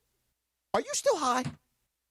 Let me think about that for a second. Hold on a second. It was a 5 milligram gummy. It was a 5 milligram. There's some like remnants. It was a 5 milligram gummy. 5 seconds between your comments. Wait, no, hold on. And it was Saturday. Yeah. And I did, to be honest. Do you want some protein infused milk in your cappuccino? But to be honest, after the 5 milligram gummy. How much alcohol? About another hour or so later. You did another one? I bid in 2.5 milligrams. So you have 7.5 milligrams. 7.5 milligrams. Now, by the way, I could be a little high. A bite doesn't necessarily like you're going half. No, it could be 3. No, it's half. I'm very specific. Be 2. No, very specific. Very You're specific. You're a good biter? I'm very You're careful. a precise I'm biter? very careful when it comes That's to what I biting. hear. That's right. Listen. You want to get high? All I'm telling you is this. And somebody else want to jump in here. After 3 weeks, here's what I was hearing. The Chargers are in first place. They're right there. They are winning the division. The Chiefs are going to steamroll them. The fact that, and so are the Broncos. You don't know that. Yes, I do. You're literally just like making stuff up out of thin air. They're going to be more healthy by the time they play those guys. Nah, they're trash. Okay. And by the way, they look like the Savannah Bananas. They definitely did that. And what a celebration. Colt up, baby. Colt up. I'll tell you, those Colts fans, I saw a lot at East Central last night. They travel well, those Colts fans. I'm shocked. Did the Rams fans travel to London? Seemed like it. Yeah, Seemed like some There's a decent amount, yeah. right? Yeah, I mean, they wanted a crumpet or something. Anyway, 8:26, good morning. Time morning for to Lindsay to tell us about our friends at Stella Rosa.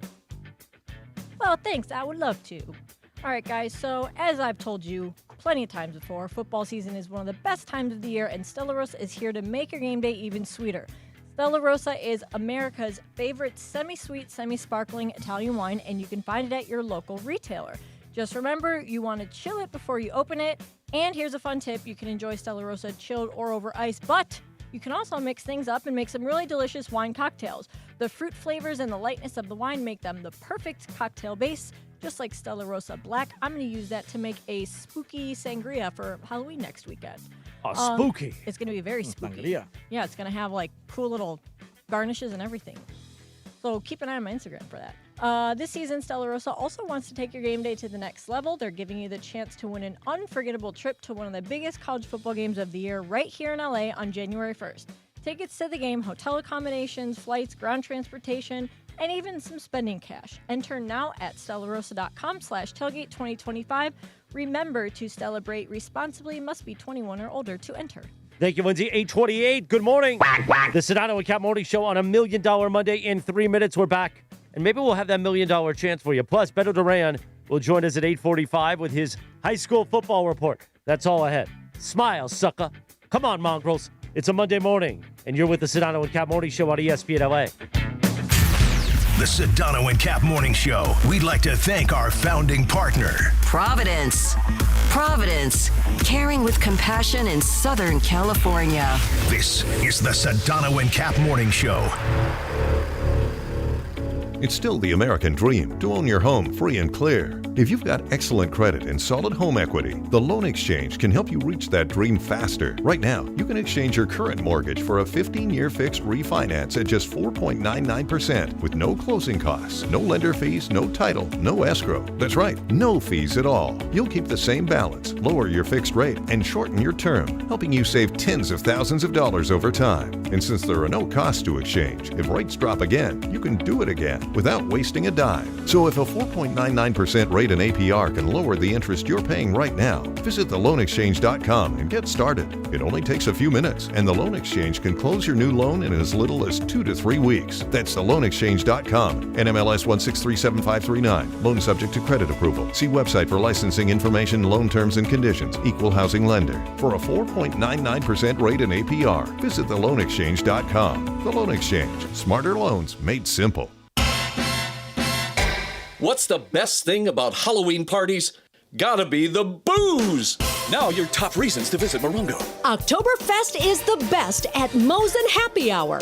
Half off hot bar bites and cool cocktails. Number 2. One rewards card player will win $10,000 cash October 26th. And the number 1 reason. There's Halloween, and then there's Carnival at Morongo. You could win a new Land Rover Defender October 30th. Morongo, good times. The Sedano and Cap Morning Show.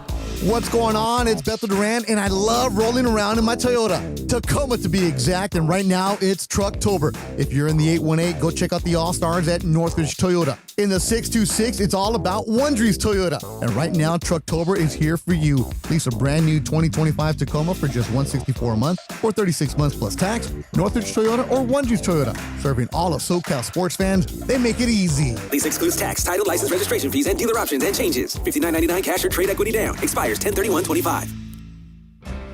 Out here, pets are always by your side, watching the herd, running fence lines, or asleep at your feet. Pets are some of our favorite customers. When you bring them along to Tractor Supply, we'll always have a treat waiting. And with our price match guarantee, you'll always get the best price on their favorite food, toys, treats they love, and pet meds to keep them healthy. Tractor Supply, for pets out here.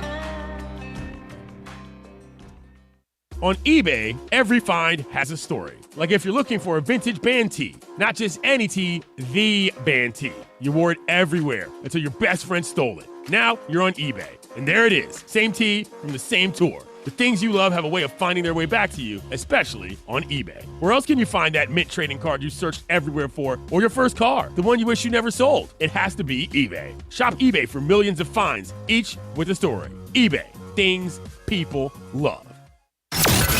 You're hanging out with the Sedano and Cap Morning Show.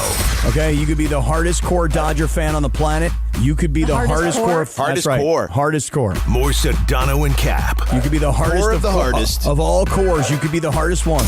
Right now.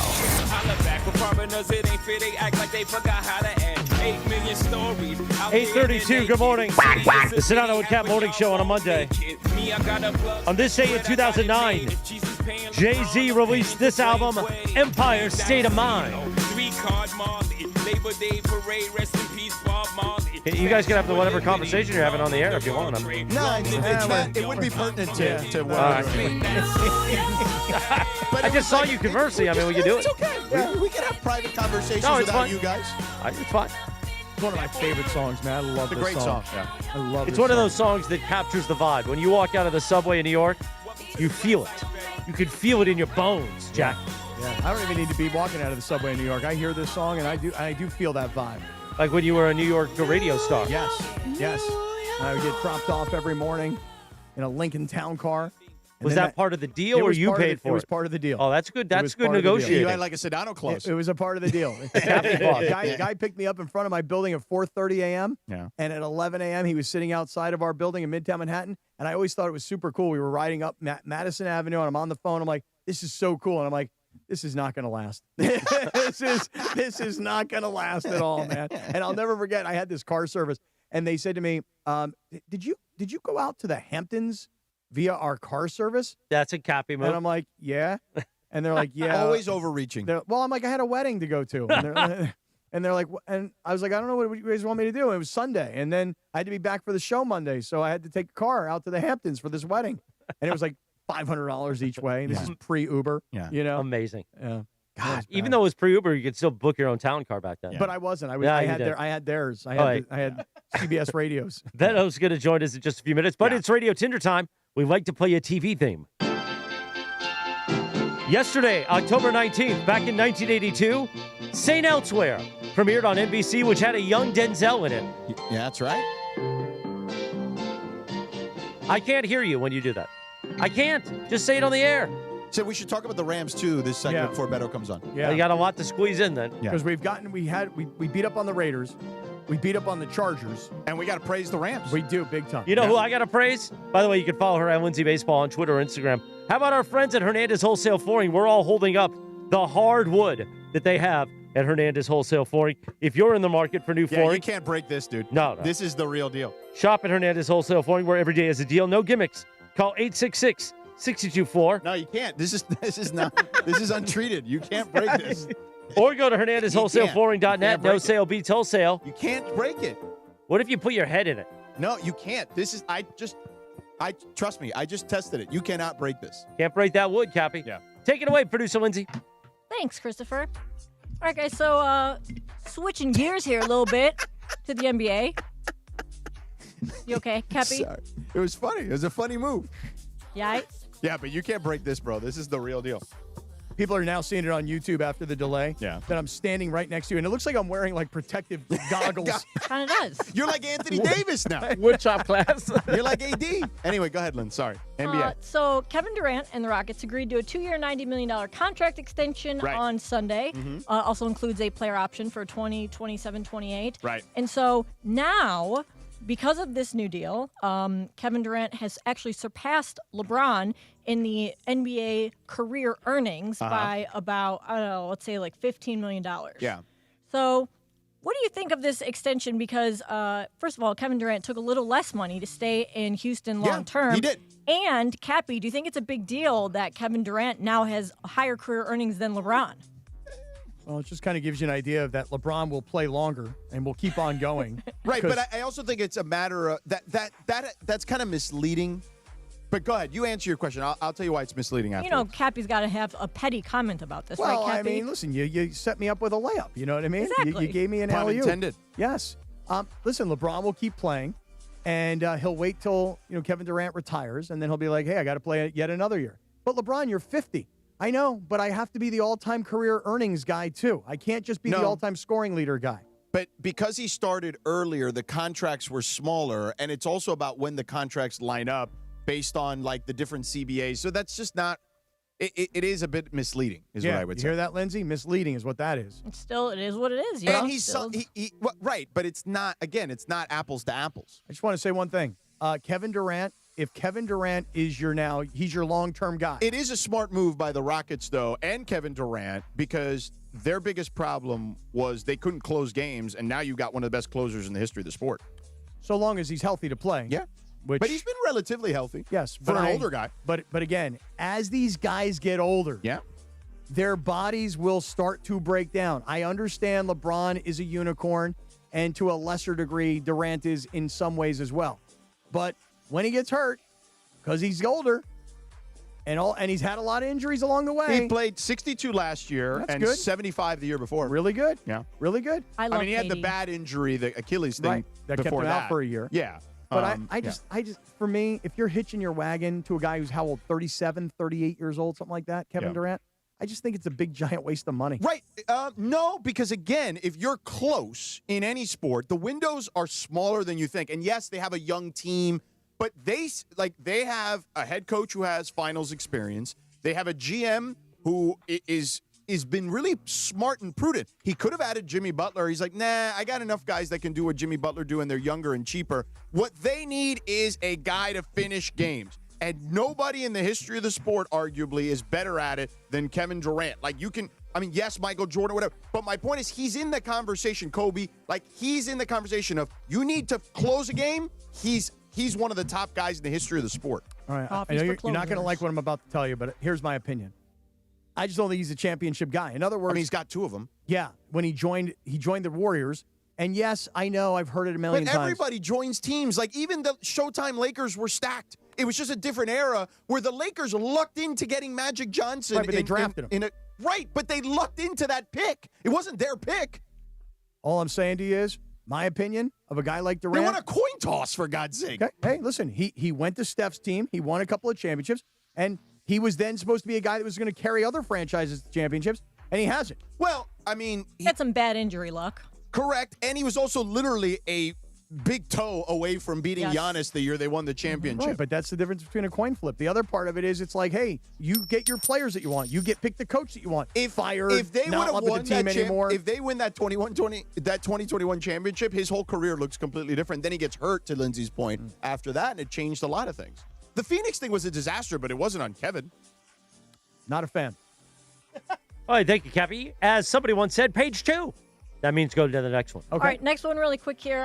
Dolphins head coach Mike McDaniel did not have a lot of answers yesterday after they got shellacked by the lowly Browns. Here's an interesting comment from him in the postgame press conference when asked about his job. There's a lot of guys that will have an important work week because we're not, I mean, if you are negatively affecting the football routinely, I don't have a choice but to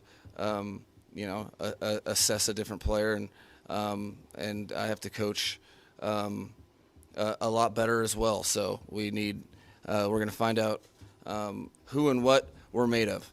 All right, so kind of hard to make of what he was talking about, but it kind of sounds like he's considering benching Tua. So I want to ask you guys, do you think that Tua right now is the worst starting quarterback in the league? In the leg.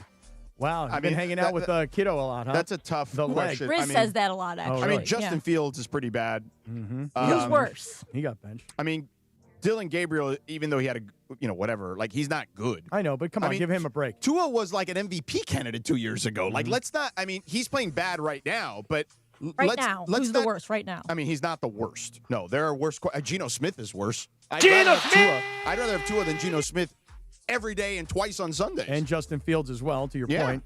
I mean, but here's and the that's thing. just in the AFC. Like, I'm sure there are. Who's Baltimore's quarterback right now? Cooper Rush. Yeah, get out of here. How about New Orleans quarterback situation? Right, they're terrible. Yeah, really bad. Hey, but it's interesting what he did say. The coach was, it's who, and there was another word he used. But the point is, he was but the who part of it, because Tua 2 weeks ago came out after a game and pretty much ratted out his teammates that they don't show up to player-only meetings. That was his biggest mistake. Right. They don't show up to player-only meetings. When your quarterback calls a player-only meeting and you don't show up for it, or you show up late, what does that mean? You don't respect the quarterback. Right. That's exactly right. So then they don't respect the quarterback. They come back with him because he's their highest-paid guy, and he's they their also starter. don't respect the coach either. Correct. Yes. And so then they come back and they lose another game. They get destroyed. I mean, they got hammered yesterday. Ham slam. Yes, motorboated. Yeah. By the Browns. And then afterwards, he's got more things to say about himself and his performance. And McDaniel says what he says.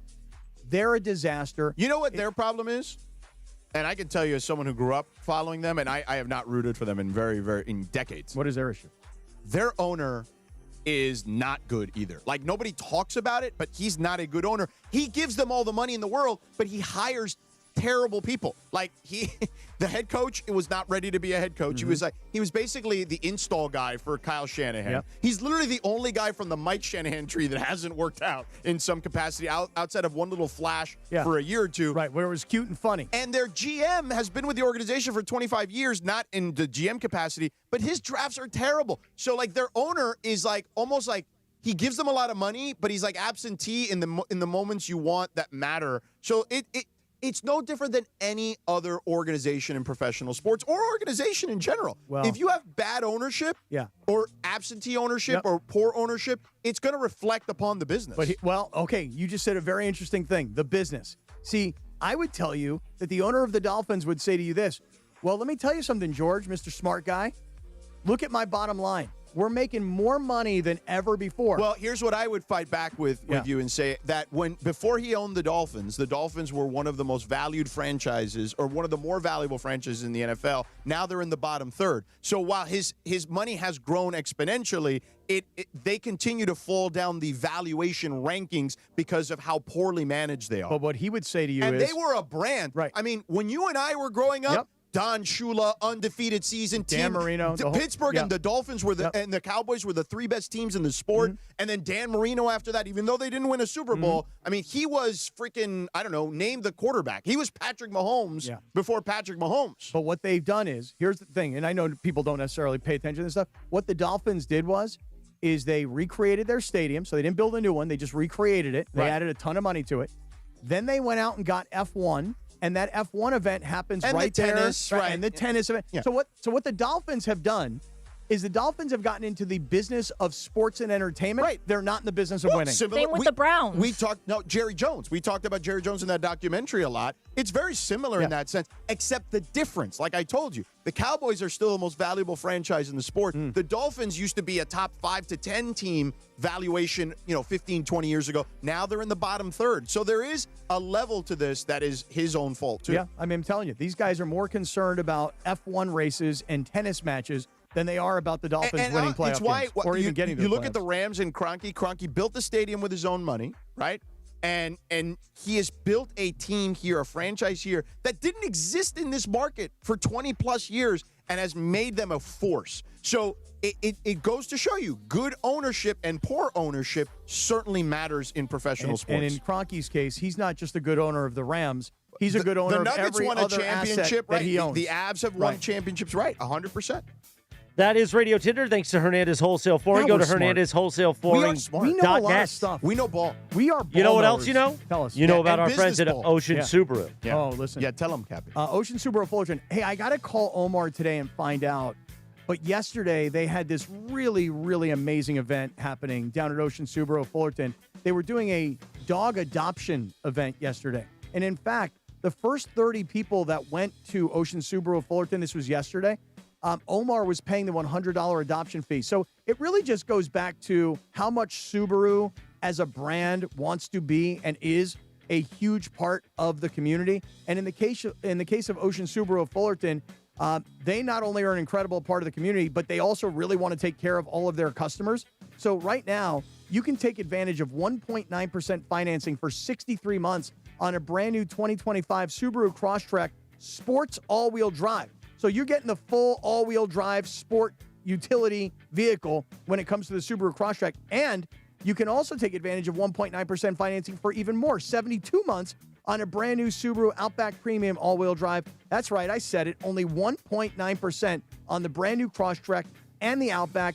And for all the details, come visit us at oceansubaruoc.com or visit us in person on Euclid Street in Fullerton. You can't possibly miss us. And the dealership is such that it's big, but it's not like so massive that it's going to take you a marathon to walk the entire lot. You can get it done in a few minutes. I mean, 20 minutes or so. You've seen all the brands, all the cars. You've seen kind of everything, our whole lineup. So for complete details, go to oceansubaruoc.com or we'll see you in Fullerton. You can check out our huge selection of Subarus, brand new and certified pre-owned. Cappy, coming up, Beto's going to join us for the CHLA High School Football Report. Tons of good freshman quarterbacks that he wants to shout out. Beto's got a lot of stuff. You follow Beto on Instagram, you see a lot of his stuff that he's been doing in the community, certainly when it comes to this football stuff. So good stuff. Beto's going to join us. You should jump in the YouTube because we're going YouTube only at 9 o'clock, and of course on the app as well, but YouTube only. Go pee with the mongrels, okay? Did you say go pee with the mongrels? Go pee. Oh. But I have to pee, so maybe I'll go pee with the mongrels right now. 8:47, good morning. Yeah, come on, let's do it. And we might do the contest just for the mongrels, too. 8:47, it is a Michelob Ultra Reaction Monday. Lakers opening week is officially here, and LA's buzzing with energy right now, fresh off a Rams win overseas in London, and another fall classic run in sight for the boys in blue. React with us all day long on ESPN LA. Thanks to Michelob Ultra, a superior taste worth playing for. Official beer sponsor of the Los Angeles Lakers. Please enjoy responsibly. Beto's next in 3 minutes from right now. The Sedano and Cap Morning Show. We'd like to thank our founding partner, East Central Hotel, the official downtown home away from home for Cappy and Morales. EastCentralHotel.com. This is the Sedano and Cap Morning Show. John Ireland for Blue Ice Vodka. Blue Ice's double espresso crafted with Arabica coffee makes the perfect espresso martini. Just shake with ice and pour. Soft, smooth, and delicious. Blue Ice Vodka, because taste matters. Hey, Los Angeles, your Rams return home to SoFi Stadium on Sunday, November 2nd to host the Saints in a classic NFC West versus NFC South showdown. You can experience this game live from SoFi Stadium by visiting therams.com/NO. Again, that is therams.com/NO to see stars like Puka Nacua, Matthew Stafford, and Jared Verse battle Alvin Kamara and the Saints on Sunday, November 2nd at 1:05 p.m. Grab your tickets now, and we'll see you at the Rams house. Coverage of the 2025 Major League Baseball playoffs on ESPN LA is driven by your Southern California Hyundai dealers. There's never been a better time to test drive that Hyundai you've always wanted. Visit your SoCal Hyundai dealer today. The Sedano and Cap Morning Show. Discover the bold taste of tradition with Amor Salsita homemade authentic salsas. Hi, this is Jerry with Amor Salsita. From dipping your chips, marinating your favorite dish, topping your tacos, Amor Salsita brings the vibrant flavors of Mexico straight to your table. Salsas with smoky, juicy, chunky tomato, roasted tomatillos, and mango habanero flavors. Visit amorsalsita.com and discover the flavors and recipes. Pick up your Amor Salsita at any Albertsons, Vons, or Pavilions in the produce department. From our kitchen to yours, Amor in every bite. Support comes from Clean Power Alliance, providing 3 million residents and businesses clean electricity options. Southern California is our home. It's the air we breathe, the sky we share, the communities that connect us. Every day we have the choice to make a change. On every road, with every light we turn on, we can choose clean energy. Together, we power potential. Change is electric. Learn more at cleanpoweralliance.org/changeIsElectric. Harry Douglas here. Fellas, it's time to step up your grooming game. Manscaped just leveled up with the Lawnmower 5 and the Chairman Plus, two powerhouses built for unmatched precision, comfort, and control. Whether you're cleaning up before a night out, preparing for a big meeting, or getting ready for a game day, Manscaped has the tools to help you look and feel your absolute best. These aren't just old school clippers. They're engineered for modern men who take pride in their daily routine. So upgrade your grooming gear and experience the difference. And now you can find Manscaped products at your local Walmart. They say a full marathon is the ultimate test. For me, it's more than a race. It's a milestone I once thought impossible. Michelle Smallman here, and I'm running my very first marathon in New York City with the support of Gainbridge and Gainbridge Assist powered by Parity. Together, we're empowering girls and women through sports and education with grants to 32 organizations in 21 states. Every step I take is for the finish line and for the next generation chasing their dreams. Here's to 26.2 miles and a future with no limits. You're hanging out with the Sedano and Cap Morning Show. Oh, Dion. George Sedano. LA, baby. Scott Kaplan. What's up, LA? Yeah. What's up, LA? Hey. More Sedano and Cap right now. 8:51, good morning. Sedano and Cap Morning Show on a Monday. When you hear that music, that means Beto Duran. The Cisco Kid of ESPN LA is coming up in just a moment. But first, guys, tell us about our friends at Prize Picks. Yeah, if you want sports action in the state of California, Prize Picks is the place to be. Download the Prize Picks app. Use the promo code CAPPY, K-A-P-P-Y. Your first $5 lineup gets your $50 lineup bonus. And it's very simple to play Prize Picks. It's more or less, there's a stat projection for every player imaginable and every sport imaginable. You bundle a couple together and you can win cold, hard cash. So I noticed they're constantly making improvements to the Prize Picks app. Yeah. So, for example, this year you can stack players for the first time. Stack So them. I can take Ohtani to hit a home run, Yeah. and I can take Ohtani to have an RBI, as an example. This past weekend, I noticed something new on Prize Picks, which is they gave me an opportunity. They're like, hey, you're doing really well. You can take the money now, or you can let it ride. In other words, I had like a 6-player thing a lineup going, and I was up like 3 guys, and like, you want to win money? We'll let you have it now. It was like, where you're on a game show, and it's like, do I take what's behind the door, or I take the deal you're offering me right now? Yeah. So they're constantly making updates to the Prize Pick app and to the Prize Pick game. I would just say this to everybody, especially like a guy like David 100 who just joined this past week. Jump in, download the Prize Picks app, use the code CAPPY, K-A-P-P-Y, make your first $5 lineup, get $50 in free lineups. Let's all have a great time, and let's win together on Prize Picks. Prize Picks, it's good to be right. Thank you. And now Beto Duran joins us. Good morning, Beto. Good morning, everybody. How we doing? All Buenos good, dias. buddy. Buenos dias. All right, tell us about these crazy, awesome freshmen as we talk CHLA report with you. All right, you guys were talking about Notre Dame quarterbacks. Remember Jimmy Clausen out of Oaks Christian? Yeah. His brother Rick and Casey, who both of them played quarterbacks at Tennessee, they are coaching at Westlake High. Last year, that team was 0-10. Now they're 8-0. Ford Green is a freshman, 3 touchdowns, 287 yards. Cappy, how about at Orange Lutheran, where your guys are there? Ezra Brown, he was perfect. 17 for 17, 368 yards and 3 TDs. Wow. And then in Cajon out there, Marcus Washington had 238 yards, 3 TDs against Redlands East Valley. So we're covering everywhere, and these freshmen are coming in like studs. Awesome. That is unbelievable. To be a 15-year-old kid, maybe a 16-year-old kid, and being a starting quarterback on a varsity football team. Yeah, it's pretty awesome. In L.A.? Yeah. Baby? L.A., baby. Yeah, that's... Beto, tell us about crazy. the East L.A. Classic. All right, Cappy, you're going to love it. It's an awesome game, the biggest game west of the Mississippi. Garfield against Roosevelt, neighbor against neighbor, cousin. Sometimes you have brothers against brothers in this game. And last week, Cappy, heart and soul guy for Garfield, the Bulldog, Cesar Reyes. Now, Garfield lost their starting quarterback, so Reyes has been like the hybrid quarterback / wild card and wildcat. That's what he's been doing.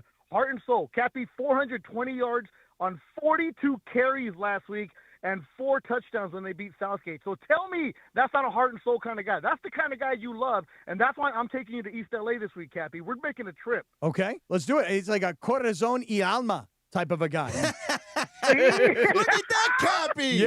Yeah. Would you agree with that? No, you know who that was, Beto? That was Escott. Yes. With Escott. That was East That's LA right count. outside that group.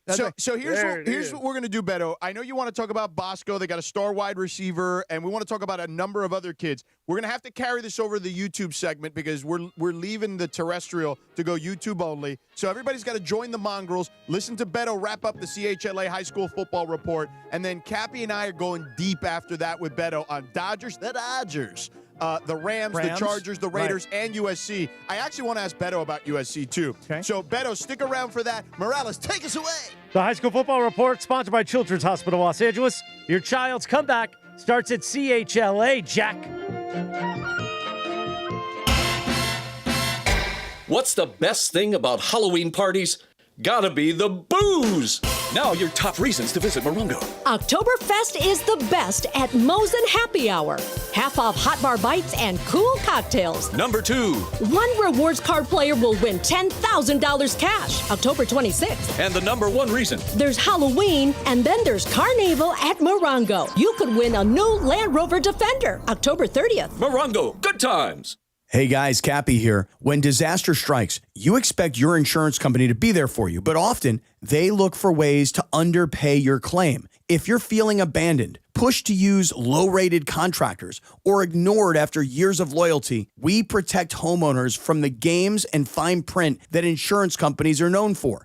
Contact Avner Gatt, one of California's largest public adjusting firms. Visit avnergatt.com or call 818-917-5256. With a team that has the industry's know-how, including experience from the insurance side, Avner Gatt is ready to fight for you. With over 20 years of experience, they offer a free initial consultation and have the largest network of experts to evaluate your damages. Remember, size, experience, and expertise matter. Don't let your insurance company leave you in the dark. Call Avner Gatt, 818-917-5256, or visit avnergatt.com today. Avner Gatt, your claim, our game. Mason in Ireland never back down from a bad food bet, even if it's sausage off the floor. Yeah, they ate half the sausage length and threw it on the ground. You're standing over top of it, Mace. Look at your feet. Look at your feet. And it's there it is. He found it. Yeah, there it is. Mace, you're in need of mythical money. How much mythical money could you earn from eating that sausage? That's been on the floor. Been on the floor the entire show, was probably. Eaten probably. 10 grand in mythical money if you eat it right now. That's got to be 10 worth grand. more than 10. 10 for each of us. 30K. 30 grand. But you have to do it right now. Because you need money, Mace. Can't think about it. You need it. Oh my God. Get in my belly! Right away. Wow. Sports, bad bets, and non-stop laughs. Mason and Ireland, weekdays noon to 3 on 710 ESPN, the all-new ESPN LA app, and on YouTube at ESPN Los Angeles. Hey, it's Mace. Did you know Goodwill Southern California is more than just amazing thrift finds? They're transforming lives with job training, career placement, and supportive services for veterans, youth, and individuals overcoming barriers to employment. Every donation and purchase fuels these life-changing programs. For more information on how you can help, go to powerofwork.goodwillsocal.org. That's powerofwork.goodwillsocal.org. Brought to you by GSC Verizon Skill Forward.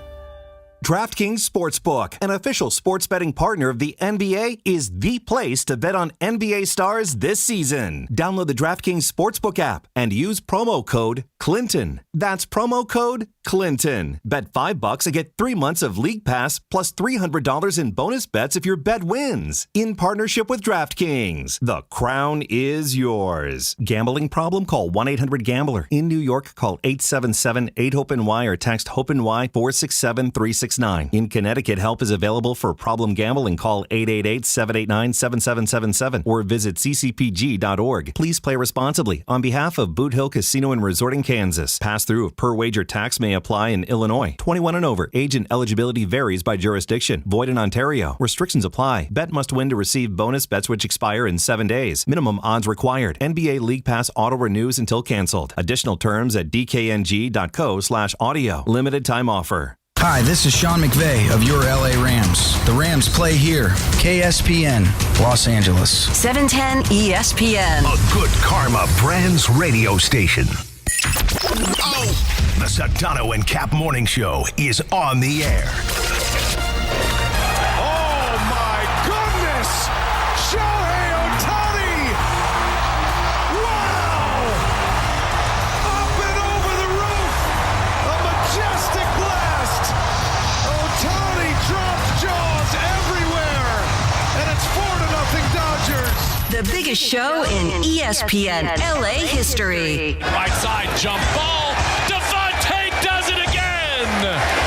Over the top of the outmatched defender. Matthews got 5. Devontae has a hat trick. And with 4:58 to go, your Los Angeles Rams are flying home at 5-2. The Sedano and Cap Morning Show. Touchdown, Kansas City. Isaiah Pacheco on a 7-yard run. 4 drives, 4 touchdowns. Pacheco gets this one, and let's give the offensive line all 4 of them, Dana Hughes. They opened up a giant hole that time on the right side of the Raider defense. Did you have me on your show to berate me? Is that what you're doing now? Scott Kaplan, need a fat one, bro. Thank you for letting me share in your aura. How do you say his name? Asminger? Asminger. On 710 ESPN. The all-new ESPN LA app and on YouTube at ESPN Los Angeles. Bigger than U.S. Steel. What a catch by the tight end! Gungus! Right now. Wow, that's crazy. Well, you want to woo-woo? I've danced with the devil. I'm surprised we're doing this as opposed to Eagles Vikings. Oh, yeah, where's Eagles Vikings?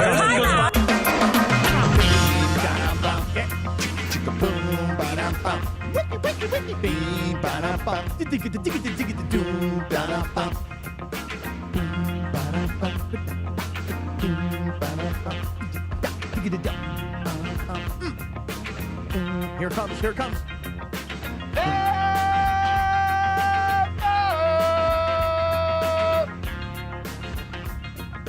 Just not the same when I hear DeMarco and Travis doing a little super crosstalk with Mason and Ireland, and everybody goes, woo, woo, woo, woo, and there's never that love boat at the end.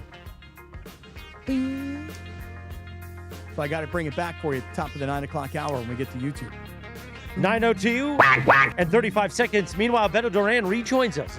Yeah. The Cisco Kid is here. Yeah, we got to finish up the high school football report with Beto. Beto, so tell us about this wide receiver at Bosco. All right, so St. John Bosco, they beat Santa Margarita last week. Madden Williams, I talked to him earlier in the year, and this kid is going to Texas A&M. And like Eric Sondheimer from the LA Times said, he might be the best player in Southern California right now. So Bosco is loaded. They have a sophomore QB. I've talked about him. Koa Malaulu, who's a 5-star, and he's going to go wherever he wants. So Malaulu is the quarterback, but the receiver is Madden Williams going to Texas A&M. But they have two other guys. Daniel Odom, who's going to Oklahoma. They have DJ Tubbs, who's going to San Jose State. And Tubbs is a sophomore. They have another kid named Carson Clark, who's going to San Jose State. They need another kid named Crockett. Yeah, right. They got Tubbs. Oh, there you go. Yeah, right. We'll find one.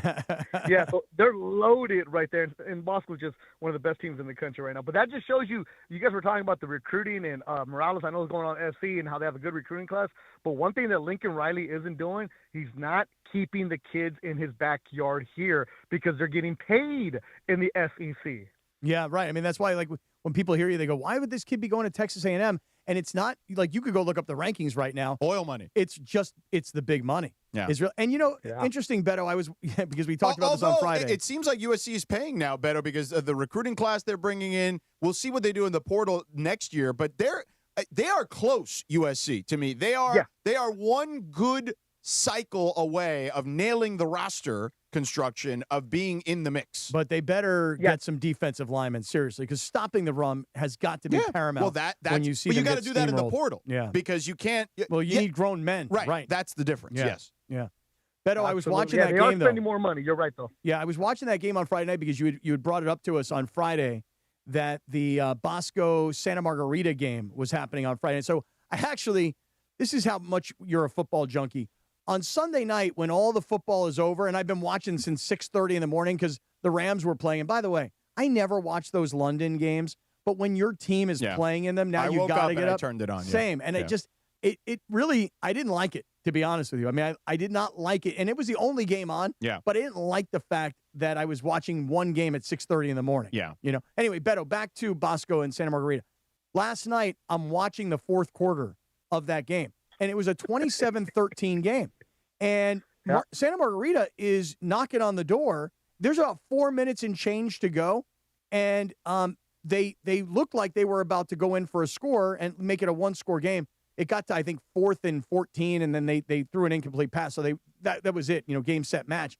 But Santa Margarita was not able to, shock the world in back-to-back weeks, and Bosco just continues to roll on. Yeah, Santa Margarita has that guy, Mosley, who's going to USC. Right. He's now healthy. So Santa Margarita's doing well because, hey, Carson Palmer, Heisman Trophy winner from SC, he's going to get more players coming there. So the pipeline is good for SC. They just got to keep it going. Right. And, hey, Beto, we have a longtime listener and a guy who also is a mongrel in the YouTube chat. I've known this guy for many, many years. His name is Anthony Avila. And Anthony is a great listener, but he also activated this weekend, right? Because a lot of the highlights that we're showing on YouTube, Anthony sent to you. Do I have that correct? Yeah, so I've been telling people, if you want us to talk about your school, tag us. You go to a game, tag us. Tag the ESPN LA on Twitter or on Instagram. So Avila was over at the Corona Centennial Murrieta Valley game. Mm-hmm. And I don't know how your boy was on the field. He must have that CIF pass because he was behind the end zone. So Corona Centennial has that kid we've been talking about, Jaden Walk Green, who's also a center fielder for the baseball team. How about this one, Cappy? 95-yard kickoff return and then a 92-yard interception return. I know you guys were talking about Shohei playing both sides, but look at this guy, Walk Green, both sides of the ball. That's a stud. And thank you to Anthony for sending the videos and everybody who keeps tagging us. That's why some of the smaller schools that I talk about is because the parents are sending me the videos. Say, hey, can you talk about this kid? That's why we shouted out St. Genevieve last week. And I'm still trying to find you some heart and soul kind of guys for this week, Cappy. Hey, listen, Beto, you ask, how does a guy like Anthony Avila get onto the field at a game like this? If I know Anthony Avila the way I think I do, he probably walks up. Somebody says this, hey, where are you going? And Anthony hits him. He goes, hey, I'm with ESPN Los Angeles. I'm here shooting videos so that I can, listen, and I wouldn't put that past Anthony. No way, no how. I believe, Anthony, you let me know in the YouTube chat. Do I have it right? Did I nail you? Right? Yeah. That's how you do it. Love it. That's how you do it. So, see, the Mongrels could be positive for something. They helping us out. Big time. That's huge, man. Great job, Anthony Avila. Outstanding. Excellent work. Really good. All right, Beto. Beto, real quick. Yep. On the Dodgers, real quick, while we've got you. The Dodgers. Who do you want to see, Seattle or Toronto? I want to see Toronto because I love Vlad Guerrero, and I love that team swag, and I love their moxie about them. So that's what I want to see. And also, Seattle's cool, but I know you want to see Seattle, George, because they've never been there. But I want to see Toronto, man. I want to have that Canada against LA version. Right. And by the way, Julio Rodriguez got plenty of swag too, though, in Seattle. Yeah, but I mean the Mariners. I don't know. Besides him and Dumper, who else can you name on the Mariners? Like, I want to see Toronto. I like those guys. Their pitching staff is excellent. Josh Naylor. Josh Naylor. They're good. Cappy. JP Crawford. Local guy. Local guy. Lakewood That's High. what I'm saying. Yeah, where's he Lakewood from? High. Lakewood High. Yeah. Lakewood High. Right. Yeah. He played at Hartwell Little League. Come on, Cappy. Come on. Now we're really hyper local when we're getting into Little League. That's good. What's his story? Has he got a good Radio Rinaldi story behind him? JP Crawford actually does have a good story. He moved to Arizona. He does a lot of the community. He's a huge proponent of baseball generation, so he's working with a lot of kids that are at the RBI Center at Compton College, really promoting the rise of African-American players and minorities in baseball here in Southern California. He does a lot with his foundation to give money back to keep the kids in the sport of baseball. Okay. All right. I may have to That's have to awesome. Radio Rinaldi this dude. Yeah, you will. I will have to, absolutely. Hey, Beto, side note here, getting away from sports for just 1 second, although George and I want to come back to Raiders, Chargers, and we got to give a lot of love to the Rams because we haven't really celebrated that victory yesterday. And maybe it's because it just seems so easy. Like the Jaguars went back to being the Jaguars. They weren't the Jaguars that went to San Francisco and beat the Niners. They went back to a previous iteration. But before I do that, is there any Jaliscos Mariscos in our future today, baby? Oh, dude, we got to take them to El Peri. Let's go. Oh, yeah. So wait, what's up with RC's Barbershop? He called me the other day that they were still trying to figure some stuff out after a car literally ran into the business. God, I've seen so many cars run into businesses. What are people doing out there? What's the latest with RC's Barbershop? Because we want to take Cappy to Paramount. Yeah, I was a guy making a U-turn, and he missed the turn, Cappy, late at night, so he ran into the building. So the building's not open. So the barbers right now are not working, so we feel bad for them. Well, then can we go our meet hair them? is shaggy. Can we go meet them somewhere and they can cut our hair and we can give them money? Yeah, absolutely. We can actually do something. We'll talk about that off air. But one thing we're today, Cappy, we could do. I'm hosting for the Travis and DeMarco, so I'm filling from DeMarco who's traveling back.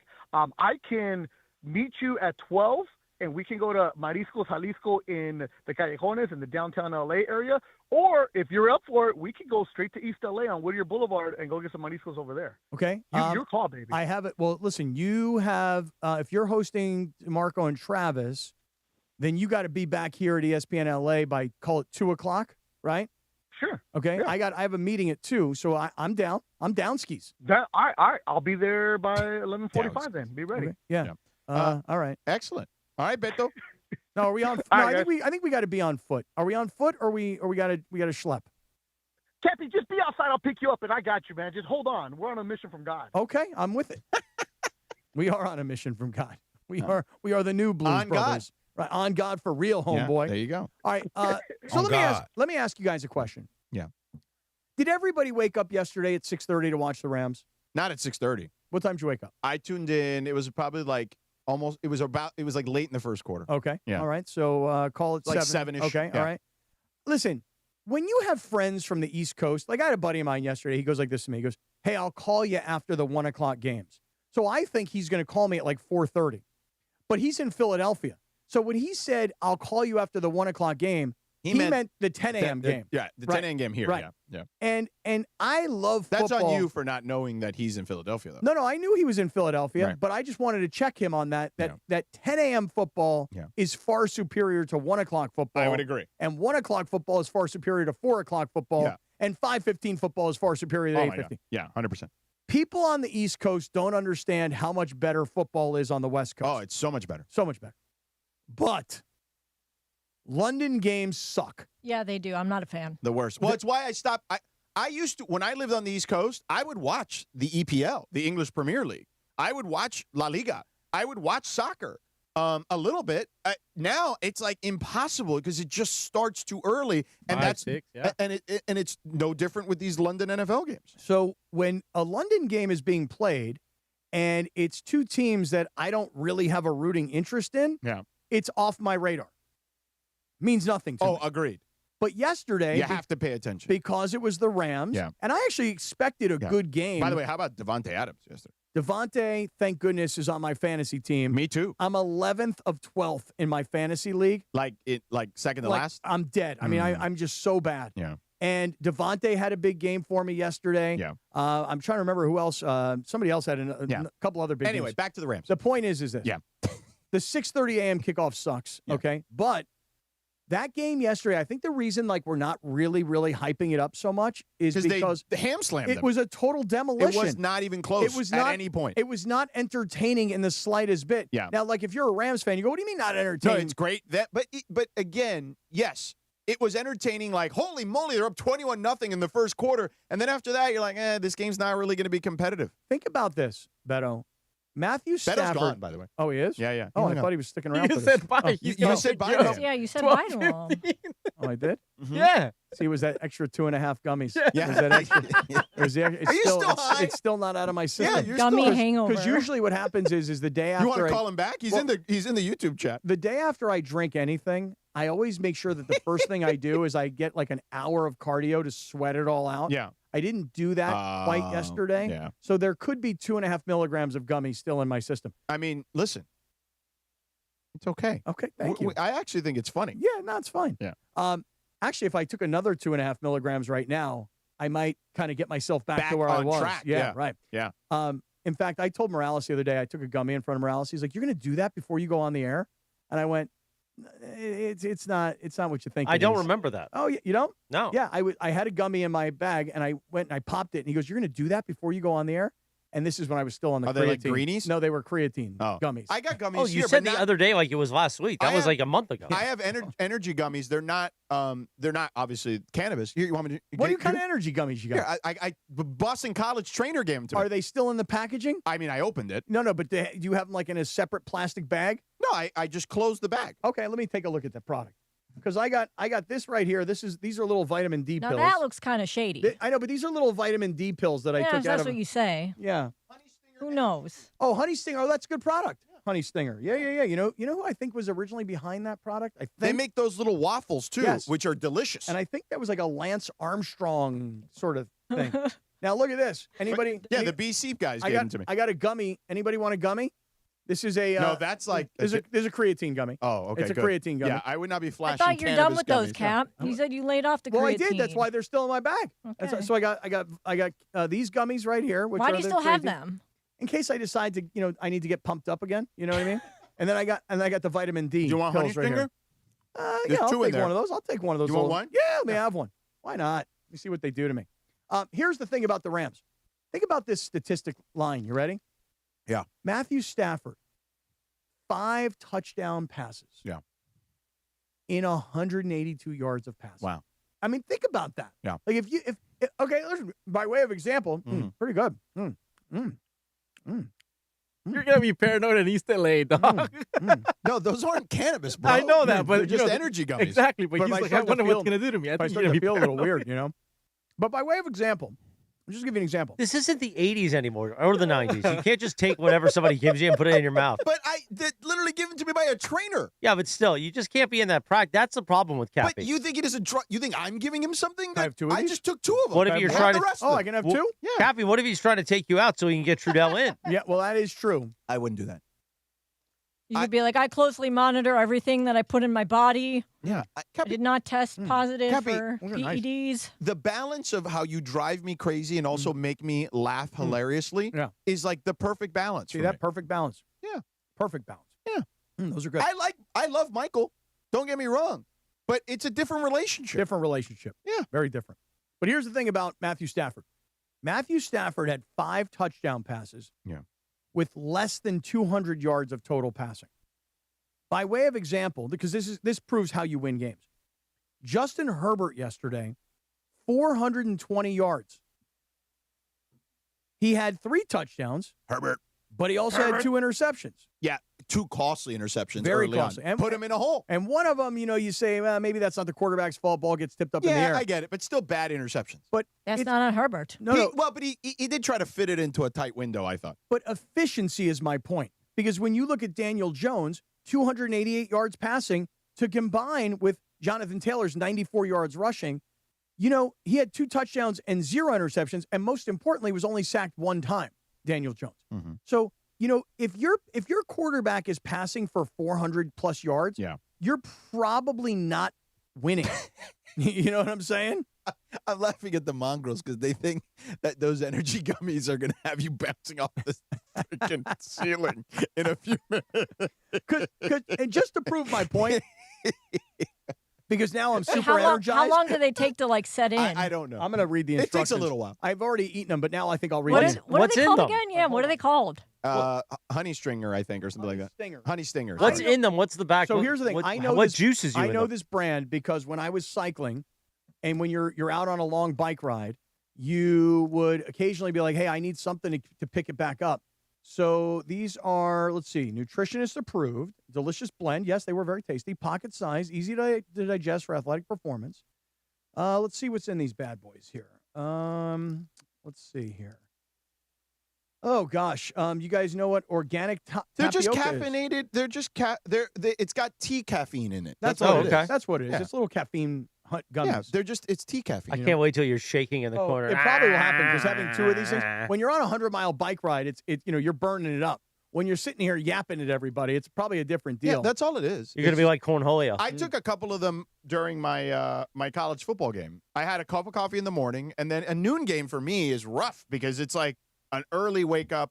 It's 9 a.m. I deal like what the West Coast teams deal with, right? Doing a noon game for college football. Like I need to be up and ready to go.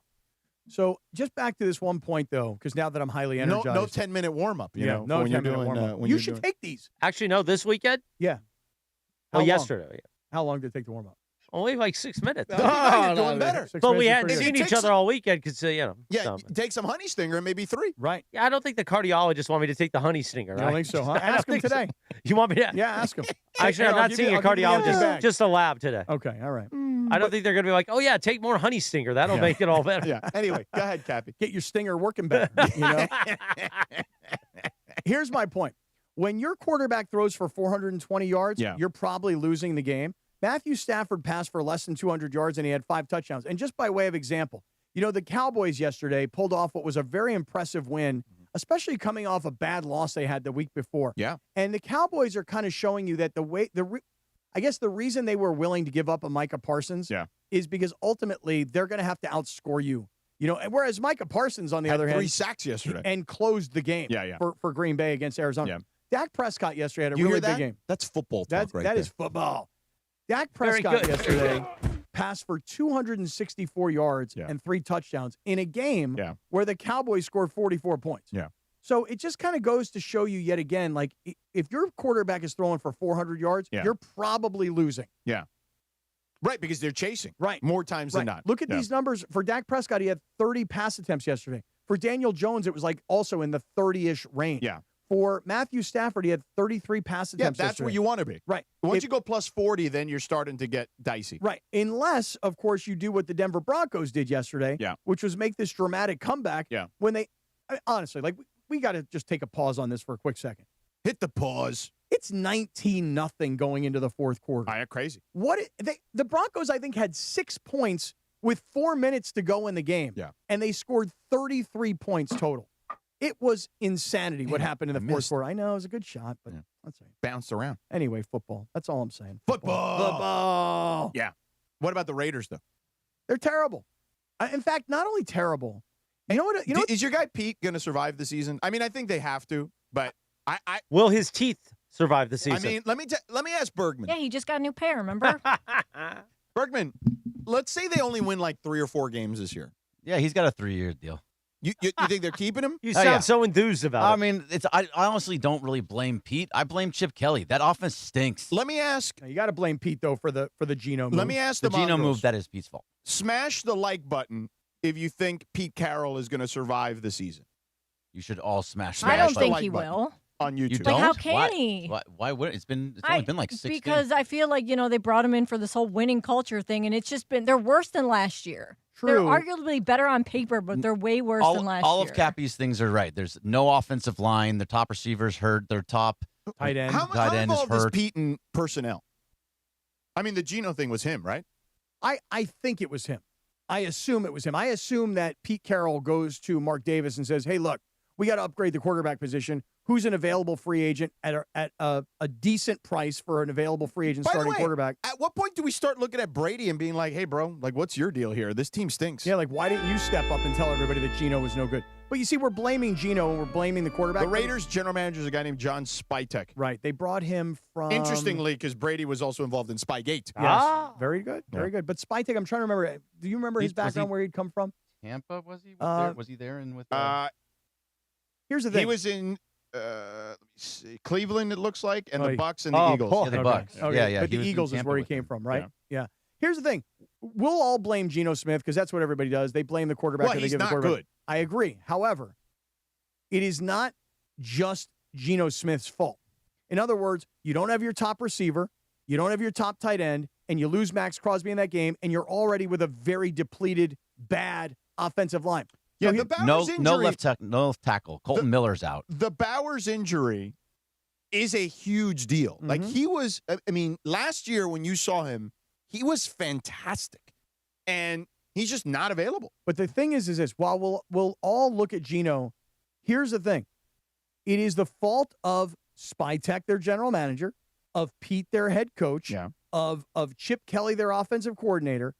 Who of the three of them, because they're supposed to be smart insiders. This is their career. This is their industry. Who of the three of them was like, you know what? Geno Smith gives us an immediate chance to win. Had to be Pete. Probably because what he thought was, I've won with him before. He's a mid-30s quarterback whose body is probably late 20s because he hadn't played the whole way. Can we revisit something? Yeah. Remember I said, bring in Sam Darnold. And I got laughed out of the room here. Sam Darnold has been one of the best quarterbacks in the sport this year. There is no doubt. He's like in the top 3 in explosive plays. Like, he's not throwing for 300 every week, but he's taking the deep shots when they've got him, and he's connecting at a high rate. Right, but you know what the problem would be if Sam Darnold were the quarterback of the Raiders You're right saying now? They'd be in a similar position. And Absolutely. But he's actually better on the move than Geno Smith is. But how much better would the Raiders be? In other words, if you let me put it this way. If you took I know this is like most people wouldn't believe this. He's way better throwing the ball on the run than Geno Smith is. Okay, that's fine. But Yes. let me ask you, if I put Patrick Mahomes on the Raiders, how much better are the Raiders? I mean, they're better. How much? I mean, they're a playoff team probably. Come on. Yes. No, they wouldn't be a playoff. What? Come on. Yes. Come on. They have no offensive line to protect him. He would get Who would he destroyed. throw to? 2 years ago, he had no offensive line. But who would he throw to? Yeah. If he were was he throwing to the last 2 years? Right, but if he were the Raiders, okay, but remember now, you're he also had talking one about guy in Kelsey, But and you're- an older Kelsey. But their receiving core has not been good the last couple years until now, until literally this week. Right, but look at the Chiefs and their coaching staff and the consistency Wait, of but I it. thought Pete Carroll was an elite coach. No, he is or has been, and it's his first year in this system, and he's got a whole new staff. So what I'm getting at is that when you have consistency The in the amazing organization, part of this conversation Yeah, of you tell me. telling me they would not be a playoff team, you and you telling me they would not be a playoff Us, team we. with Patrick We, Mahomes, because if we're is we. how high you guys were on him. No pun intended. are you going to get me high with these gummies? They're Is that- caffeine gummies. I don't know, man. I think you gave me something. Caffeine high, that's right. I mean, it is amazing where we are that you literally are now telling me that with Patrick Mahomes. If I would have told you this 6 weeks ago, you would have said Patrick Mahomes, they're winning the Super Bowl. But hold on. that was the beginning of the season. A couple of things happened. Brock Bowers is no longer available. Yep. Max Crosby is hurt. Colton Miller. Their starting left tackle is out. Their offensive line is no good. They don't have a running game. Their offensive coordinator, we're all sitting here complaining about. People are taking shots at Pete and his osteoporosis or his teeth or I don't know what the hell. And we're the talking Werther's about. original. And the Werther's as well. All I'm saying is that you could have taken Sam Darnold and put him on the Raiders and everybody be complaining about Sam Darnold right now. The mistake, and I am guilty because I bought it. The mistake was getting Geno, not because he's Geno. The mistake was get a rookie quarterback and work through the issues of being a rookie quarterback so that you could be like New England in year 2 where you've got Drake May going. How much better is Caleb Williams right now than he was a year ago? He looks good. He looks really good, right? I mean, Bergman said he was trash 2 weeks ago. I still believe it. Okay, Jackson Dart, while they lost yesterday to the Giants, looks good. How much better will the Giants be next year with Jackson Dart as a second-year player? He'd be good. So my point is that the error was in the calculation that Geno is going to help us win immediately. It was a complete disaster. And not only are they overspending on Geno, to your point earlier, if they had a rookie quarterback on a rookie quarterback contract, they'd be able to augment the the roster. They would do what Pete did in Seattle when he had Russ. Right. Russ. Why didn't they do that? Because Pete is old and Pete wanted to be competitive right away. That's right. And That's it was true. a complete miscalculation. Right. I can't disagree.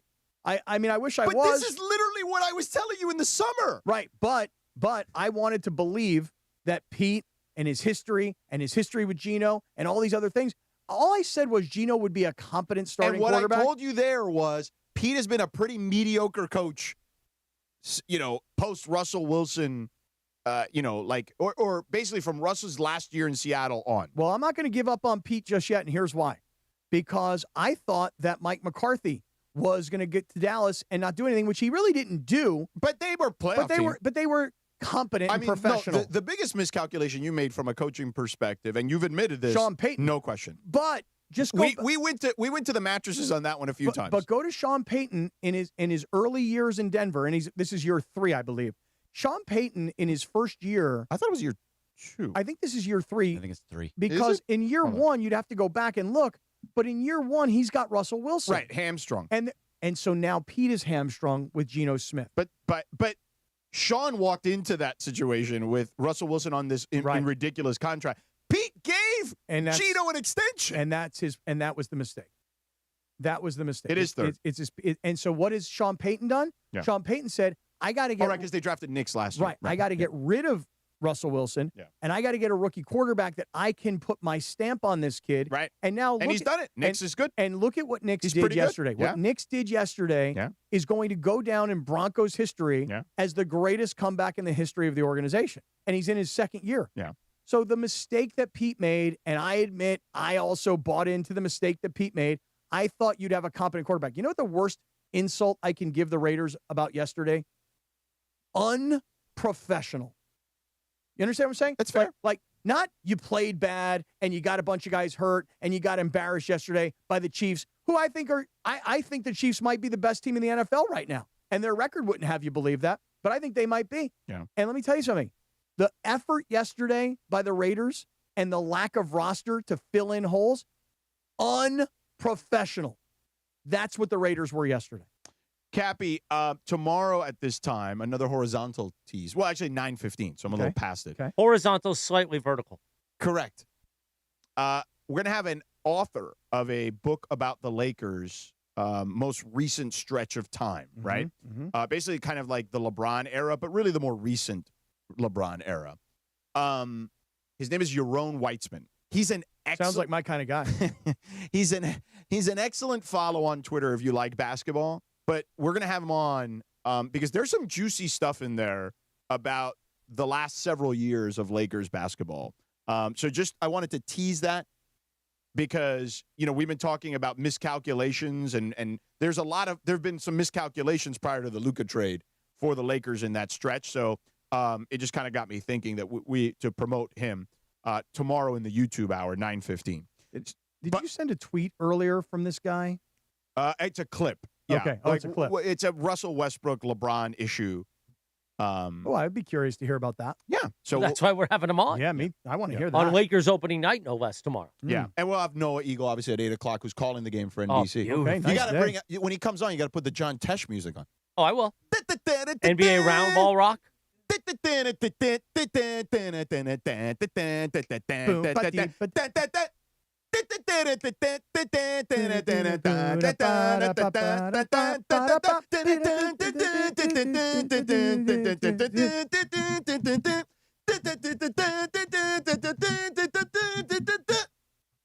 Wow. Very well done. Wow. I hope you guys on YouTube see Sedano's neck. And I was doing the veins. And I was doing the the piano, John Tesh which was piano. great. Yeah. It's awesome. Why don't we get John Tesh on? We should.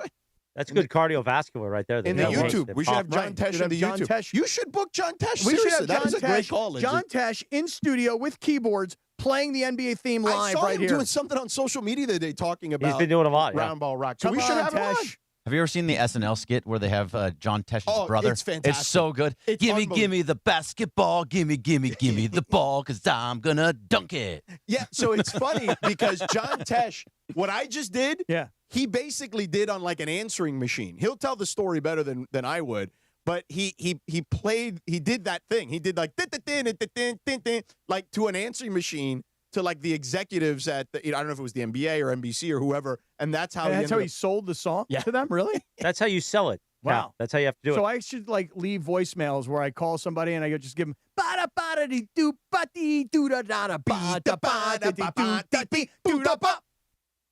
Very well done. We're good. Meanwhile, God, we're on fire today. Thank you for putting that down. But And by the way, that's not anything you have to take out of the podcast because we're actually just pantomiming it basically. And little then, secret, we just leave it in the podcast now. Oh, okay. Yeah. Meanwhile, let me put this down. The return of $1 Million Mondays. $1 Million Mondays. And $1 Million Monday is on. Presented by Pachanga Resort Casino. Play your perfect combination at Pachanga Resort Casino. Do you have your Super Bowl prediction ready? Both teams and the final score. And that's how you could win $1 million. And just for playing on $1 Million Monday, you win Rams tickets. 2 tickets to a game at SoFi. Are you ready? Caller number 7 right now at 877-710-ESPN. You're going to play on $1 Million Monday coming up next. There you go. Do Look you at that know for the YouTube hour today. The Mongrels are suggesting that those energy gummies kicked in real fast. Well, gummies can The be honey quicker. stingers. Yeah. They can be quicker than pills because it absorbs. There's not an enclosure. Right. But it goes right into your blood. K-Town Savage saying the stingers are stinging. Yeah, they are. They really are. You know, we would have killed Morales if we had given one to Oh, him. yeah, you can't. Although the heart's in pretty good shape, but still, we can't be doing that. This guy in our YouTube chat, Buzzman, says, I'm going to need some of those gummies, please. Honey stingers. Go You get know? them yourself. Yeah, hook them up. If you go to like Dick's Sporting Goods, they sell them. Oh, really? Yeah. We should order them online. We should all pop Just them have them before like we, a jar full. Just pop them all online before we No, get on. we should give it to the crew too. You see how Right, Bergman everybody. and Lindsay and Briones read Parker back there. Everybody should be on Sexy stingers. Jexy. You imagine Right. Sexy Jexy on one of these So, things? I think you were already gone on the show Friday where I read out loud his weird DM from Thursday night. No. In which he compared a slice of pizza to his schwanz. Whoa. Yeah. Oh, that's what that was comparing? In a private DM. Oh. I don't need that. Mm-mm. It's a little much, I think. Yeah, it was a little Yeah, a weird. little extra Little Sexy weird. Jexy. Yeah. The only thing about Sexy Jexy, I'll Tone it say, down. is this. And the only thing I think he's going to tone it more up, actually. What I'm worried about with Sexy Jexy is that while I'm today, I'm beating up on the Chargers. You know, hey, you finally play like a good team, right? Not week 1 against Kansas City where Kansas City has instant injuries in their wide receiving core and a guy who was suspended. Not week 3 where you beat Denver when Denver had like 3 overthrown wide open guys and Denver could have won that game. I'm beating up on the Chargers finally getting beaten down at home by a quality team. Don't sell me on last week at Miami. But Sexy Jexy this morning, like when I walked in, right away hits me with, wow, rough game yesterday. I'm like, not a rough game. The one thing I'm worried about, Sexy Jexy, is that our bet was that the Raiders and Chargers would split. Yeah. But the Chargers, as much as they lost yesterday to a very good Colts team, the Raiders were unprofessional against a very, very good Kansas City team. Agreed, yes. And the Chargers already beat the Raiders. And as I recall, was that game, it was in Vegas in the early part of the season. Yeah. So now the Raiders are going to have to win the game against the Chargers here at their Southern California home, SoFi Stadium, for me to win my bet. Right. Otherwise, if I lose that bet to Sexy Jexy, I don't even remember what I agreed to, but I think it had something to do with me having to wear like a Bolt Pride t-shirt on the air. And maybe even like a... He's going to want you in some Bolt undies, I think. Oh, there's no doubt. It's going to be... He'll definitely send a bunch of weirdo. You know, he'll be like, hey, can I paint that Bolt Pride t-shirt all over your body? Like, can I just I get think he's going to body say, paint? can we paint our bolts together? I told him this morning at the elevator, this is 5:58 a.m. He starts whining to me. He's like, oh, man, tough game for the Chargers. I'm like, Colt up, baby. Colt up. I do think Oronde Gadsden will be a nice weapon for them moving forward, though. I understand. Kid can play. I mean, listen, he comes from a great family of football players. I mean, right? Dad was a beast. Dad I mean, was a good Dad was, player. you know, it's funny, like, people people forget that Dad, he came from like the Arena League, remember, into the NFL. Did he play at Syracuse, the dad? Where did he play? No. He was like a small college he? guy who went to the Arena League, and they plucked him out of the Arena League. Like, he had a tough road to get to the NFL. He was a good player. He was a ball player. Yeah, he was. But the son is very good. 9:37, good morning. Time for our $1 Million Monday caller number 7 from the LBC Frank Rodarte. Good guy, Frank. Frank, it is time. What Good it morning, by the way. do? What's up, Frankie? What up, Frank? Frankie Fresh. Hey, sorry about that other Frank. I don't know what was going on earlier. That's okay. Bad We got a call, lot of bad Franks guy. out there. Give us your big Yeah. game prediction, both teams, and the final score for February. All right, I'm going to go Rams 30, Colts 27. Ooh. Oh, that's a good call. A rematch. Colts. I like the Colts. Nobody's picked the Colts. Very nice, Frankie Fresh. And just for playing today on $1 Million Monday, you get 2 tickets to SoFi for Rams Saints. Cappy and I will probably see you there. Oh, yeah, we'll be there. That's November 2nd, right? Yes, Frankie, have a great day, brother. Take care. Thank you, you too. You too, bro. Be good. Don't take any buzz. What are they called? Honey buzzers? Honey stingers. Honey stingers coming. Damn good. $1 Million Monday is made possible by our friends at Pechanga Resort Casino. Listen all day for your chance to win. Just give us your big game prediction. Both teams in the final score, and you can win $1 million. And just for playing, you'll get 2 tickets to Rams Saints. $1 Million Mondays on ESPN LA. Made possible by Pechanga Resort Casino. Play your perfect combination at Pechanga Resort Casino, official California gaming and casino partner of the Los Angeles Rams. Bing, bam, boom. Dabba dabba dee da doo. Doom doom doom da bee da Great dee song. da ba. By the way, look at this stat on Daniel Jones. Let me hear. He has a 91.8 QBR under pressure this season. And the highest prior to that was 83.6 Josh Allen.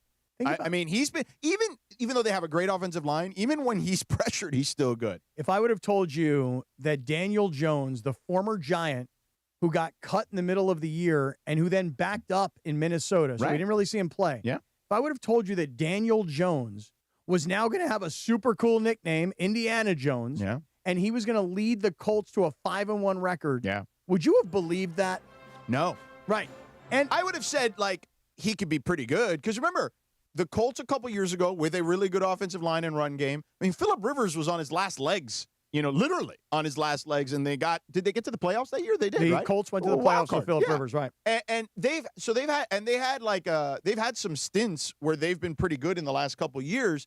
It's just, they made an unfortunate mistake in drafting Anthony Richardson. It's funny, Cappy. There is a old Bill Parcells adage, and I want to find it because I saw it on social media this week. Here, I got it. It is, and it's funny because I feel like Chris is like reminiscing of the days when Key would say things about Bill Parcells back in the day. Did you get that text, by the way, from the weekend? I showed you his latest project. No. Oh, I saw it, but I didn't get a chance to see it. Yeah. What is it? I mean, I saw you sent something, but I was busy. I didn't see it. I guess I wasn't on that. Yeah, No, you weren't on it. You were. No, it was private. So It was just Sedano and I. Bill Parcells' rules of drafting a quarterback. Tell me how you feel about these, Cappy. Must be a senior. I don't think that's the case anymore. You know what I mean? Because the good kids are not coming out as seniors. Mm-hmm. So that's kind of one that I wouldn't be too high on. I mean, I think 3 years of playing is enough. But he also has be a 3-year starter, which I agree with that one. How about you? Okay, yeah, I like that. Yeah. He has graduate from college, and you could graduate early, so I'm okay with that too. Or at least be on pace. Start 30 games. That one I like. Yeah, I like that. I'm just trying to think, when I think about a guy like Trey Lance, who was a first-round draft choice because he was a project. Anthony Richardson was drafted. He was a project. They like his height, his weight, his arm strength. His measurables. The stats that you can see at the combine. But even his stats in games weren't that great. Yeah. So start 30 games, win 23 of them. 23 of 30? Yeah. That's asking for a lot. Post a 2-1. Not a lot. A good quarterback should be able to do that. Yeah, I in mean, college. you obviously have to have, you got to have teammates around you. I mean, I'm sure that we could find examples of quarterbacks who were good that weren't on great teams. That's 2 or 3 losses a season, basically. Okay. You're still afforded that. Okay. All right. A 2-1 interception ratio. That makes sense. Yeah. And complete at least 60% of your passes in college. Yeah. You know? Yeah. Listen, I love that Parcells had these standards for I won't draft a quarterback unless he is this. Right. Because too many teams take chances on guys that are supposed to be projects. And if, Trey Lance wouldn't have been a first rounder and Brock Purdy wouldn't have been Mr. Irrelevant. Right. if you used those kinds of data points. Yeah. Seriously, if you followed what Parcells I mean, Brock just said, Purdy is in that. Hits Brock, all of those. Brock Right. Purdy's Yeah. in. Yeah. Trey Lance is out. Right. Anthony Richardson is out. Right. I'm guessing Jackson Dart would be in on Yeah, that. because he played a lot. Yeah. Yeah. Caleb Williams would probably be close. He'd be close. I mean, if I go back to Caleb Williams, I mean, he started for you got to go back 2+ to the Oklahoma. years. He started at the end of Oklahoma too. He replaced Spencer Rattler. Oh wow. Yeah. Okay. Yeah, I like that. I mean that's it's good to have standards when it comes to whether it's drafting a quarterback or my standard, of course, which is you never on the road 37 starts for Caleb in college. And how many wins did he have? That I don't know. Hold on, give me a second. Okay, because I'll just give you this philosophy. When you're on the road in the NFL, you never kick a field goal of less than 32 yards. So that's my standard. That's Parcells' standard for a quarterback. I like it. Yeah. Look, so 11-2, and then he was 11-3 at USC. Okay, so 22-5. And then the last year was 8-5. Okay, so 30. Yeah. 30-10. Yeah. So he makes it. Yeah. But yeah, like I still think that you can adjust it a little bit for more modern football, but it's in the ballpark. Oh yeah. Yeah. Yeah. I like it. Holds true. It does, I think. Yeah. So anyway, I wonder if Gino meets that requirement. speaking of, probably not. Speaking of USC, Christopher was so locked into USC football this weekend. I was very impressed with you, Christopher. You hear that? Because I was watching. Well, it's not hard to do when Cappy's high and drunk in the chat. But still watching the game. But Yeah, I but felt how like can you because retain any of that? Because I felt like as he was high and drunk, I was keeping him up to speed by my texts. I should have put the video of the gentleman. His name is Cornelius. And shout out to The guy from Cornelius. Temecula? Yeah. So this gentleman, I think he was a Jamaican brother. Yeah. And he was super locked in on the Notre Dame USC game. Yeah. But when I met him at this bar, the dude was like, guys, I'm telling you, I listen every day. I love all of you guys. He mentioned the Blue Review. He talked about your college football games, et cetera, et cetera.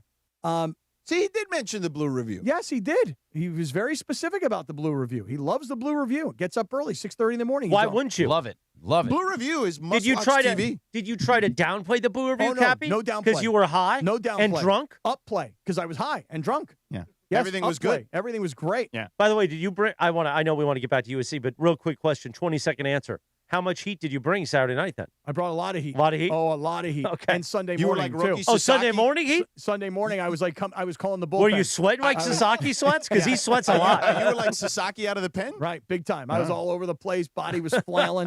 You know what I mean? I was hard to read, you know? Oh, Scott, this is like the old days. This Got is that like high year leg one. kick.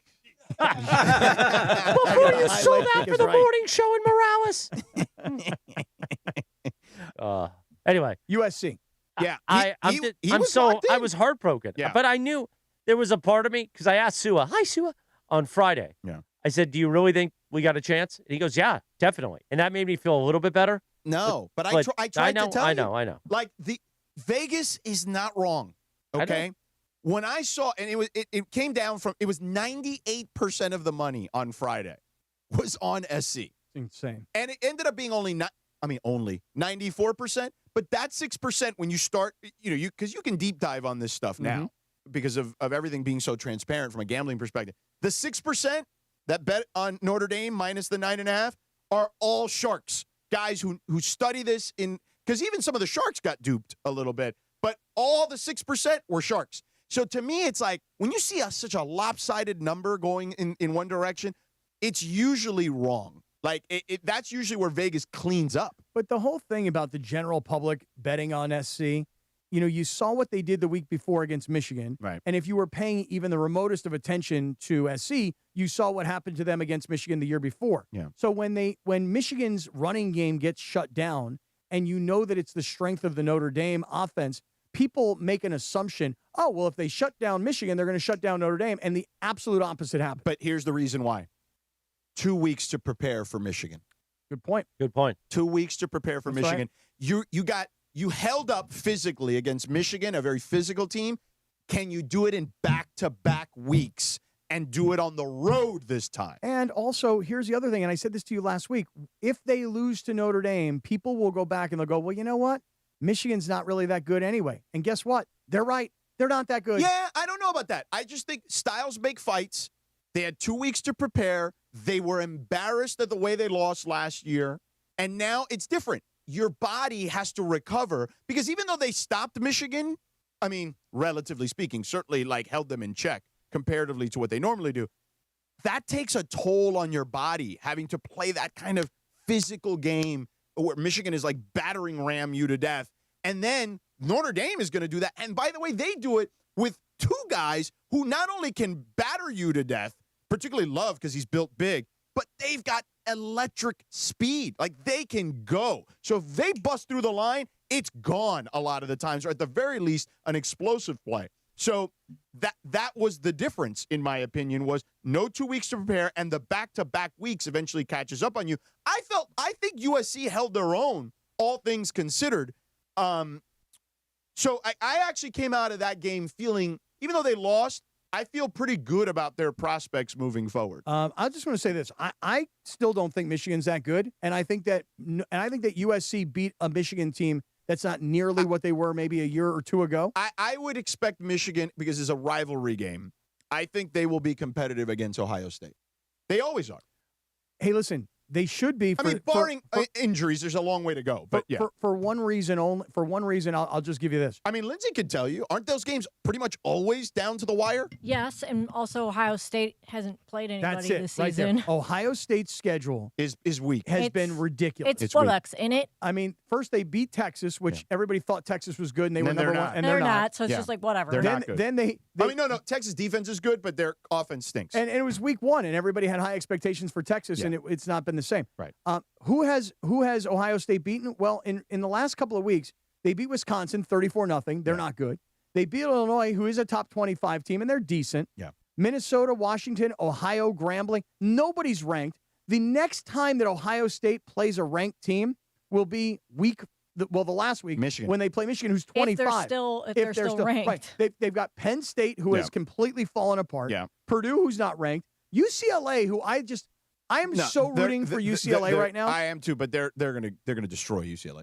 Ohio State is going to beat up that pretty face of Jerry Neuheisel. But this weekend against Indiana. This is interesting. This weekend against Indiana is interesting. I hope they do so well. It's a measuring stick to play there against Indiana. Like if they can hang against Indiana, then maybe you give them at least a chance to stay in the game a little bit with Ohio State. I would say this: when they beat Penn State was coming off the loss against Oregon. Yeah. And UCLA was coming off, they'd lost 3 straight games. Yeah. So it was I think beating Penn State was real, even though we've seen Penn State fall apart. So here's an interesting thing in regards to the Big Ten. You mentioned Ohio State. They have the least amount of percentage of their offensive plays being run while trailing. So the least amount of time they've trailed, basically, percentage-wise. 6.86% of their games thus far. Cumulative, they've trailed. You know who's in the top 5? Tell me. Your Pitt Panthers. Pitt should be right now, and I know nobody cares other than me. They're number 5. They should be undefeated. They should have beaten West Virginia. They had a big lead. They should have beaten Louisville. They had a 17-0 lead. Yeah. If they win those 2 games right now, Pitt is a top 10 team. And by the way, they've got, I think, 3 weeks to go. Do we do Here We Go for the Panthers? Here we go, Panthers. Here Yins go. Yins are going down to the college football playoff and that. What do they call the Heinz Field these days? I think it's called Acrisure. Is it Acrisure? Acrisure. Oh, it's not Heinz Field anymore? No, not anymore. It hasn't been. Not yet. Isn't that the same as the arena in Palm Desert? Could be. Yeah. Possible. Yeah. There were such good memories there from the Dark Knight Returns or whatever. Oh, yeah. Yeah. People of Gotham. Dude, that scene is ridiculous. Yeah. In that. Keep an eye out, by the way, if Notre Dame keeps on winning, which I think they will, and if my Pitt Panthers keep on winning, which I think they will, because the schedule gets kind of soft. Pitt Notre Dame in about 2 or 3 weeks. They have Notre Dame and Miami on the schedule. Yes, Pitt. they've got Notre Dame at Pittsburgh November 14th. Both games are at home. They have both those 2 teams at home. Freshman quarterback, 18 years old. Mason Heinschel. Not recruited by anybody. He's good. And the dude is on fire. Yeah, he's on fire. Cappy. Yes, but sir. in regards to the Big Ten and USC, I'm telling you, the game to circle. Now, you can't slip up at Iowa, right, or any of these games, obviously. But if you somehow can win out, like they're going to be in the CFP conversation. Now, do I think they can? Is it possible to slip up at Iowa? Maybe. Like, probably. They're always going to be good defensively. And they are also very physical defensively. The Oregon game, though, as I told you last week, that's the game. Don't slip up before. Take care of your business. But that's the game that will determine their fate this season. I wouldn't sleep on Nebraska coming up. No, they're good too. Right. Yeah. Iowa and Nebraska are two.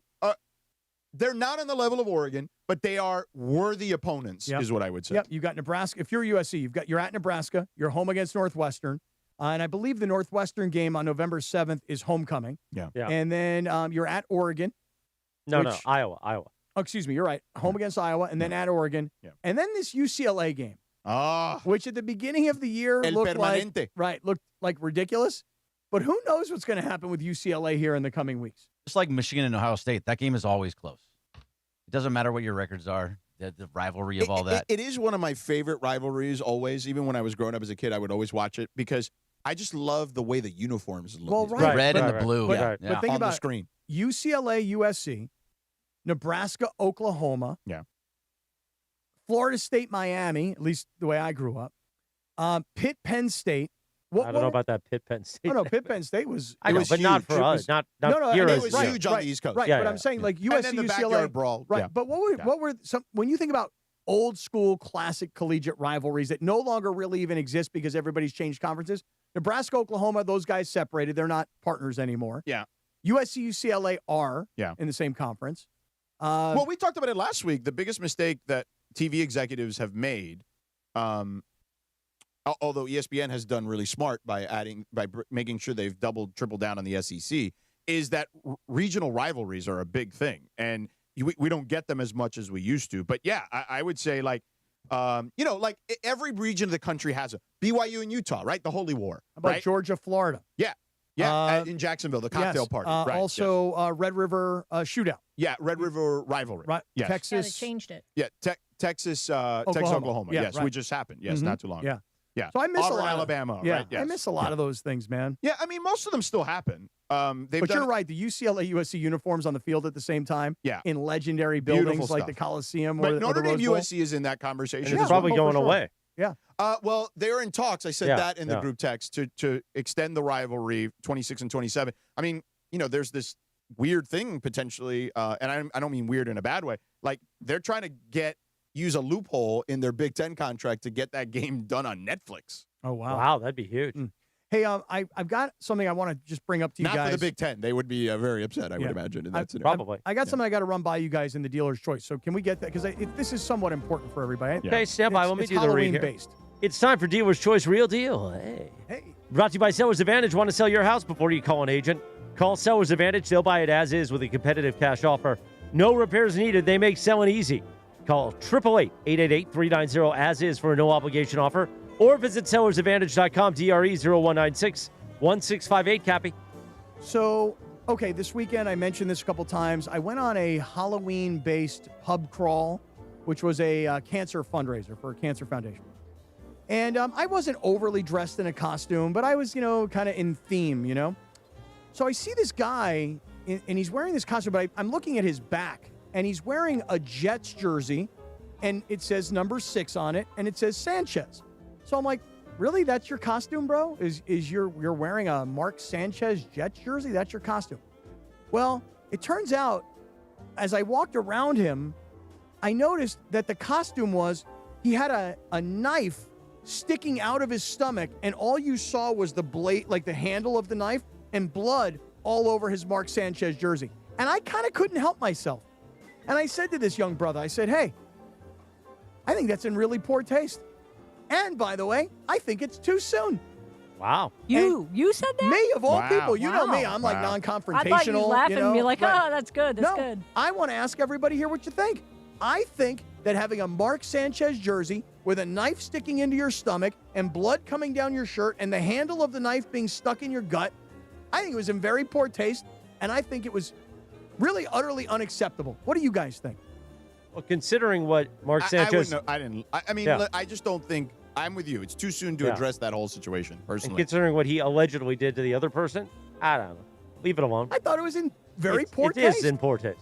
This He was guy- obviously trying to be funny. He thought it was hysterical. Those wacky San Diego people. I guess so, man. I think it's both that you mentioned, both things that you mentioned above, poor taste, too soon. But I could also see why, one of these Halloween bros would think it, like Halloween. think it was Halloween cool. bros, is that a thing? A Halloween bro? Was he a Halloween bro, Cappy? I guess he was a Halloween bro. The thing I was Like he was like, oh, isn't this great, man? I was thinking to myself, bro, you put a lot of time and effort into that thing. Like the knife is sticking out of your stomach, the blood is dripping down, the handle is out of. Bro, that's. How old was this guy? You think? I would say he was probably in his 40s. Oh, okay. Yeah, he was a Halloween bro though. There's no doubt. You probably see him all over the bars, like all last weekend and all this God, coming weekend. And listen, Mark Sanchez may be in big trouble, and his career is obviously in huge trouble. But I just thought it was in really poor taste. Yeah. I had to say something to the guy. I would agree. Now, if you had an O.J. Simpson jersey on, what would you say? Also, horrible taste. I would agree. Horrible. Not too soon. Well, I mean, that one's. I don't think that's ever too soon. Yeah, that one's been a while. Yeah. So, anyway. I just wanted to gauge everybody's interest on that.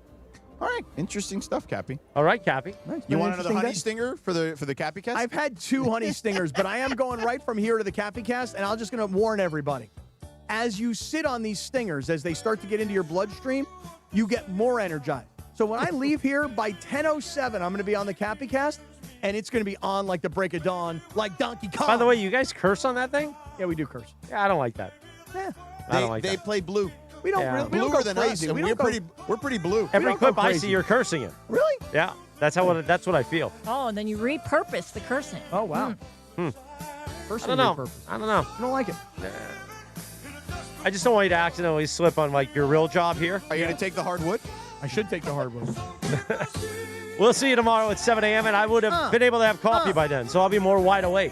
Hey, everybody. Have a beautiful Monday. The Sedano and Cap Morning Show. We thank you for being a morning mongrel. And we'll see you tomorrow, 7 a.m., right here on ESPN LA. Hey guys, Cappy here. When disaster strikes, you need an ally who truly understands your needs. Avner Gatt is here to help you navigate the complexities of insurance claims. Are you feeling abandoned because your home is unlivable and your insurance company